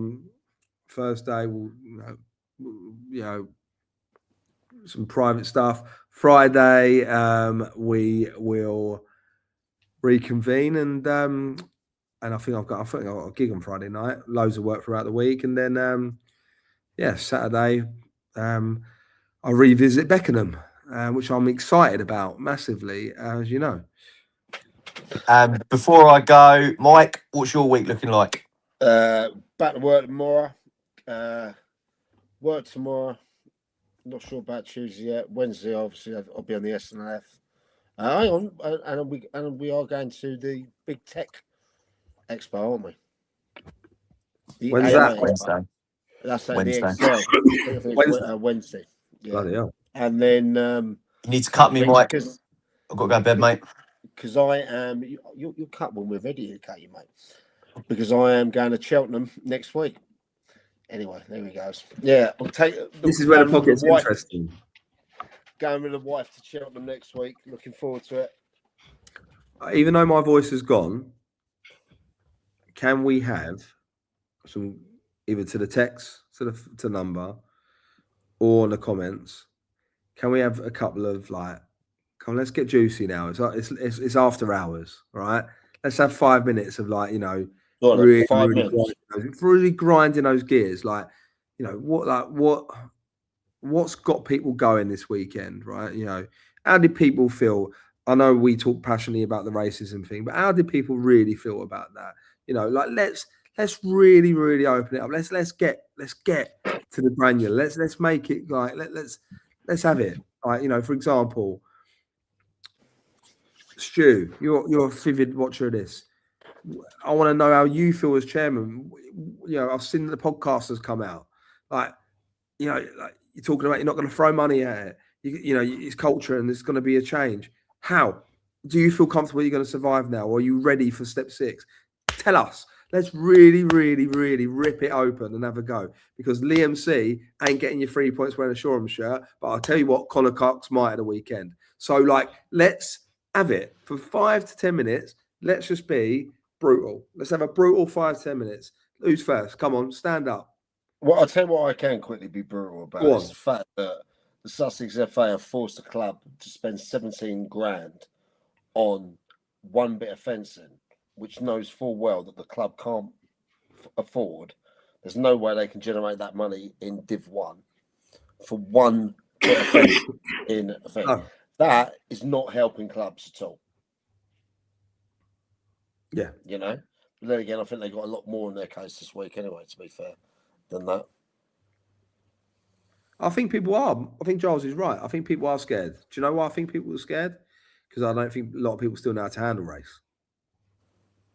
Do you know what I mean? Like, Giles, he's, from an area where he would have grown up with it and like understands it and like, he's worked in some of the teams he's put together have been predominantly black, from black areas, and it's been a predominantly black team. He's Croydon teams and what have you, right? I think people are so scared of it because I think people are scared of what they really think, and that might sound really controversial, but do you know what I mean? Like, deep down, there's certain people that might feel a certain way, and it's not right. And I'm not sitting there saying it's right, but I think people find how to deal with racism hard because they kind of sometimes sympathise with the perpetrator. Do you know what I mean? I do see what you mean. I absolutely do see that. It's the case though that it's mad that we're talking about it now. Yeah, you're in the music industry. You actually you've managed black artists completely. You've said that yourself. 85% of my roster over the years has been black. Right, I have made a living, with all due respect, I have made a living out of black culture in this country. That's the truth, right?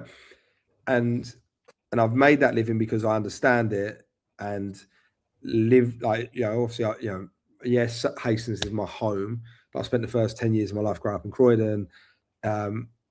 When the changes were really happening, right? Do you know what I mean? I did, and I grew up understanding grime music, and I could feel it because it was in me as much as anyone else. Because I'm white, it doesn't mean I don't know anything about rap music. Like, in fact, coming back into the game, it's very apparent that I'm the guy in that scene, right? For as an agent. So culture. But did you ever experience it the other way around? You're that white guy. Yeah. That predominantly black music scene. I'm going to be honest. I've always been treated, and it sounds stupid to say. I've just been treated as one of everyone's own. I've been treated as, because remember, I started in the music industry when I was 19. Yeah, I was way too young to be an agent. I was 10 years too young when I started. and I was out in the trenches with Tiny and N-Dubs. Like, we were all kids. Like, I was an agent. I was meant to be an advisor, but I was a kid like all them as well, right? So you're dealing with these tiny tempers, N-Dubs, when they're at the height of their careers. Everything. Yeah, 100%. And like, but then even you got to understand, like, the Wileys of the world, right? If anyone knows Wiley or remembers when he got cancelled in 2020, when he came out and talked about, he had a racial moment where he called out the Jewish influence in the music industry, right? I'm not going to sit here and say too much, but there is an influence. It's not a negative influence from my perspective, but there is. And he said it from his point of view, because a friend of mine, who was his manager, is Jewish, and he was battering on that, right? So that's racism in a bit of a different way, right? But that crazy character, he would tell me at times, I'm too mainstream for him. He would go, "Oh, Bill, you're too mainstream for me," because I started looking after pop acts, right? But he forgets that I was the one in the trenches, in the studios, in the, like, you know, in the hoods, like whatever you want, in the council estates, with like around, enjoyed like soaking up the culture, right? I was with Jamal Edwards when he was filming these SBTVs. I was in the culture. Oh mate, I remember that. You know, so like Dappy's freestyles, isn't it? Yeah, Dappy's. Like, even before that, like the likes of, like, you know, like when we did the stuff with like Scorcher and Ed Sheeran back in the day as well. Like, even like Ed, a white ginger lad, was loved by the culture. So when you say about did I ever receive it? I think actually I received more love from it sounds stupid, but from black people than I did white people. I think I received more love. I think I received more respect. A lot less hate and envy. A lot less hate and envy, Mike. I get more hate from people in Sussex about football than I've ever seen. And by the way, I don't need football. As stupid as that sounds, I don't need football. I don't need Sussex football. I don't need to stick my head above the parapet and have an opinion. But I do it because I love it. Like, I love it, right? I don't need it in my life. But the battering I've taken, in a way, it reminds me of the racial abuse that people get, because it's similar in the sense that it does hurt you, right? It does. And I feel that Sussex, I think I see it more in Sussex than I have in Kent, I have in London. I'm not saying we're racist in Sussex by any stretch of the imagination, but I do think there's an education point that we've really got to think about, Mike. We really have. And I think it's time that the Sussex FA and even the Southern Combination League, again, let's pull up the directors, the owners, the directors, the people that hold positions in those authorities, and let's look at the minorities across those. Let's work out the percentages of those people that are us. White, I'm going to say it now because I've earned the right to be middle class, but white, middle class people, even though I feel working class and I treat myself working class, like, do you know what I mean? We're middle England, right? And I think representation is a big thing, and I think a big thing about pushing the agenda. Do I think it means that people should get a job because of their skin color? Absolutely not. But you still need representation. Does that make sense? Right. Yeah, it does make sense, and I think what Liam just said there as well. Hopefully, it doesn't get swept under the carpet. Can you pull up Ryan Harmon's comment quickly? Yeah, and then I think we're on Jimmy's question. Yeah, we'll go to Jimmy's question. So I just wanted to look at this quickly, just on it. This is what I meant. Education. Like, if someone makes a racist comment, I don't think they should, like, it's the same when people get cancelled or do something wrong in any industry and then they can't work ever again, right? I don't believe in that. I don't believe people making mistakes or doing wrong means their life's over. And I hate that. Like, I do. Like, yeah, you murder someone or you're a paedophile. They're two examples that I do agree with. But if you go and do something wrong or you make a misjudgment, I don't think life should be over and you're a racist for the rest of your life, or you're I don't know, like, you know, even like all this political stuff right now, Mike. You know, there's people going to be labelled racist because they have a certain political opinion, but actually they're probably not racist. They just are fed up, right? So I think education and resource is something that we need the Sussex FA to look at. We need the main FA to look at. We've had the kick it out campaigns. We've had people, kneeling, doing the kneel before the games and stuff. We've had all these things, but it's not hitting the problem areas. Do you know what I mean? Yeah. Does that make sense? Yeah, it does make sense, and there's a hot topic at the moment, and with everything that's gone on this weekend, I'm sure there'll be some more to come about that in the future. But there's definitely some kind of re-education that needs doing here, and a bit of love between everyone, I think. Yeah, I'd like to see the league and the FA come out and like not condemn the individual, because it still needs to be proven, right? But condemn an action. Do you know what I mean? Like, come out and speak and say, we're aware of the allegations. It's another opportunity to say this is not on. But there's complete silence from above. Complete silence. It's not on. Like, you don't have to say Eastbourne United are in the wrong, or the alleged player supporter, fucking local weirdo, or whatever it is in the wrong. Yeah. It's not about that. But an action has happened that we are all aware of, and they are silent. Absolutely silent. And that ain't on. Even if it's a letter to all the teams, that one of the teams can then post out and go, we've just received this letter from the Southern Combination League or the Sussex FA. But do you know what? It's Sunday. It's 24 hours removed from the thing. Have we heard a thing? Nothing. No, but you'd expect to potentially hear some communication that, well, you'd have to think so within the next 48 seconds. I think so. I think, where's the communications officers?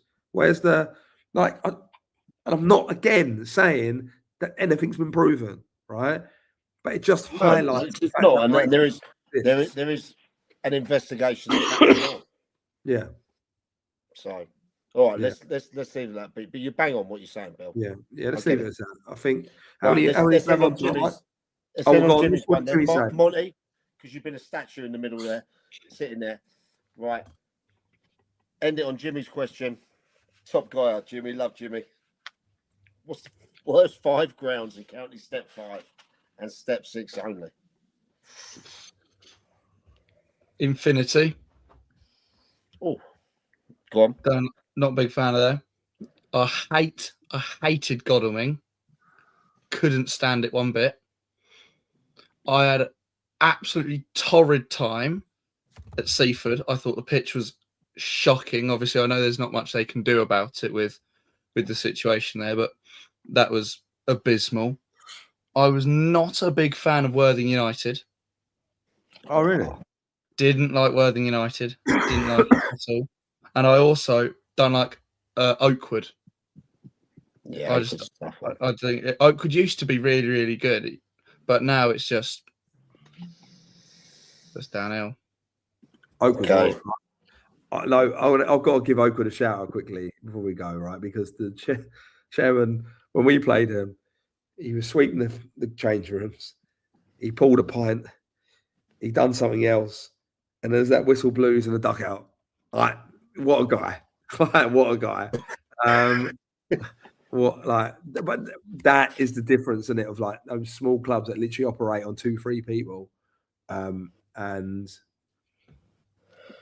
ones that like operate like they're going to be a big business. But what a guy! What a guy!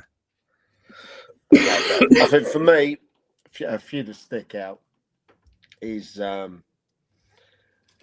Milo, and not for the fact it's the ground. There's not much of a bar there, and it's really tight. It's on an estate, everything like that. You get the fans down there. I never ever had a good game there. And where's that? Milo, And I love the lads over there. They're good lads, but nah, not there. Oakland's definitely a tough one. For me, Copthorne, because they ain't got a home. Do you know what I mean? You can't be like... Fair enough to say it. You can't be saying that if you haven't got one there. Vardinians, because you can't get over the Brighton thing. Back in the day, for me. But I think even Mo would say Godalming, even though they're beautiful hospitality, love the bar in there. That pitch is a leveler. So yeah, and the things. But that's for me, I think. Yeah. Right, I'm just gonna be quick on mine.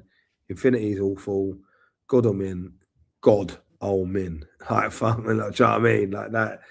Mo's. When they say nice guys finish last, not with Mo, he's going to win the league. So he's going to flip the switch, but their ground's awful. I'm not going to say it because I actually I like Giddy running around. I think that leveled it out for me. I didn't like Chesington and Hook. I know they're not in the league anymore, but I didn't like that. Oh yeah, I remember. Yeah, Hudson O'Doy's, he was there when we played for. Yeah, so I didn't like that. What else did I like? I love Chelsea. I absolutely love Chelsea. I've got like a bit of a thing about that. Like Darryl will never step down as manager, but I actually quite like that. I would actually drive to be manager there. Where's Miles? I know it's ridiculous. Seaford, I don't like Seaford as a ground. I think it's not very very nice. And that's about it for me. Like they're the ones I don't like anyway. I know everyone's going to say outfield. I'm surprised none of you said outfield, but because at the moment they're not a pitch. They can't get one on. I've never been there, so I've no clue.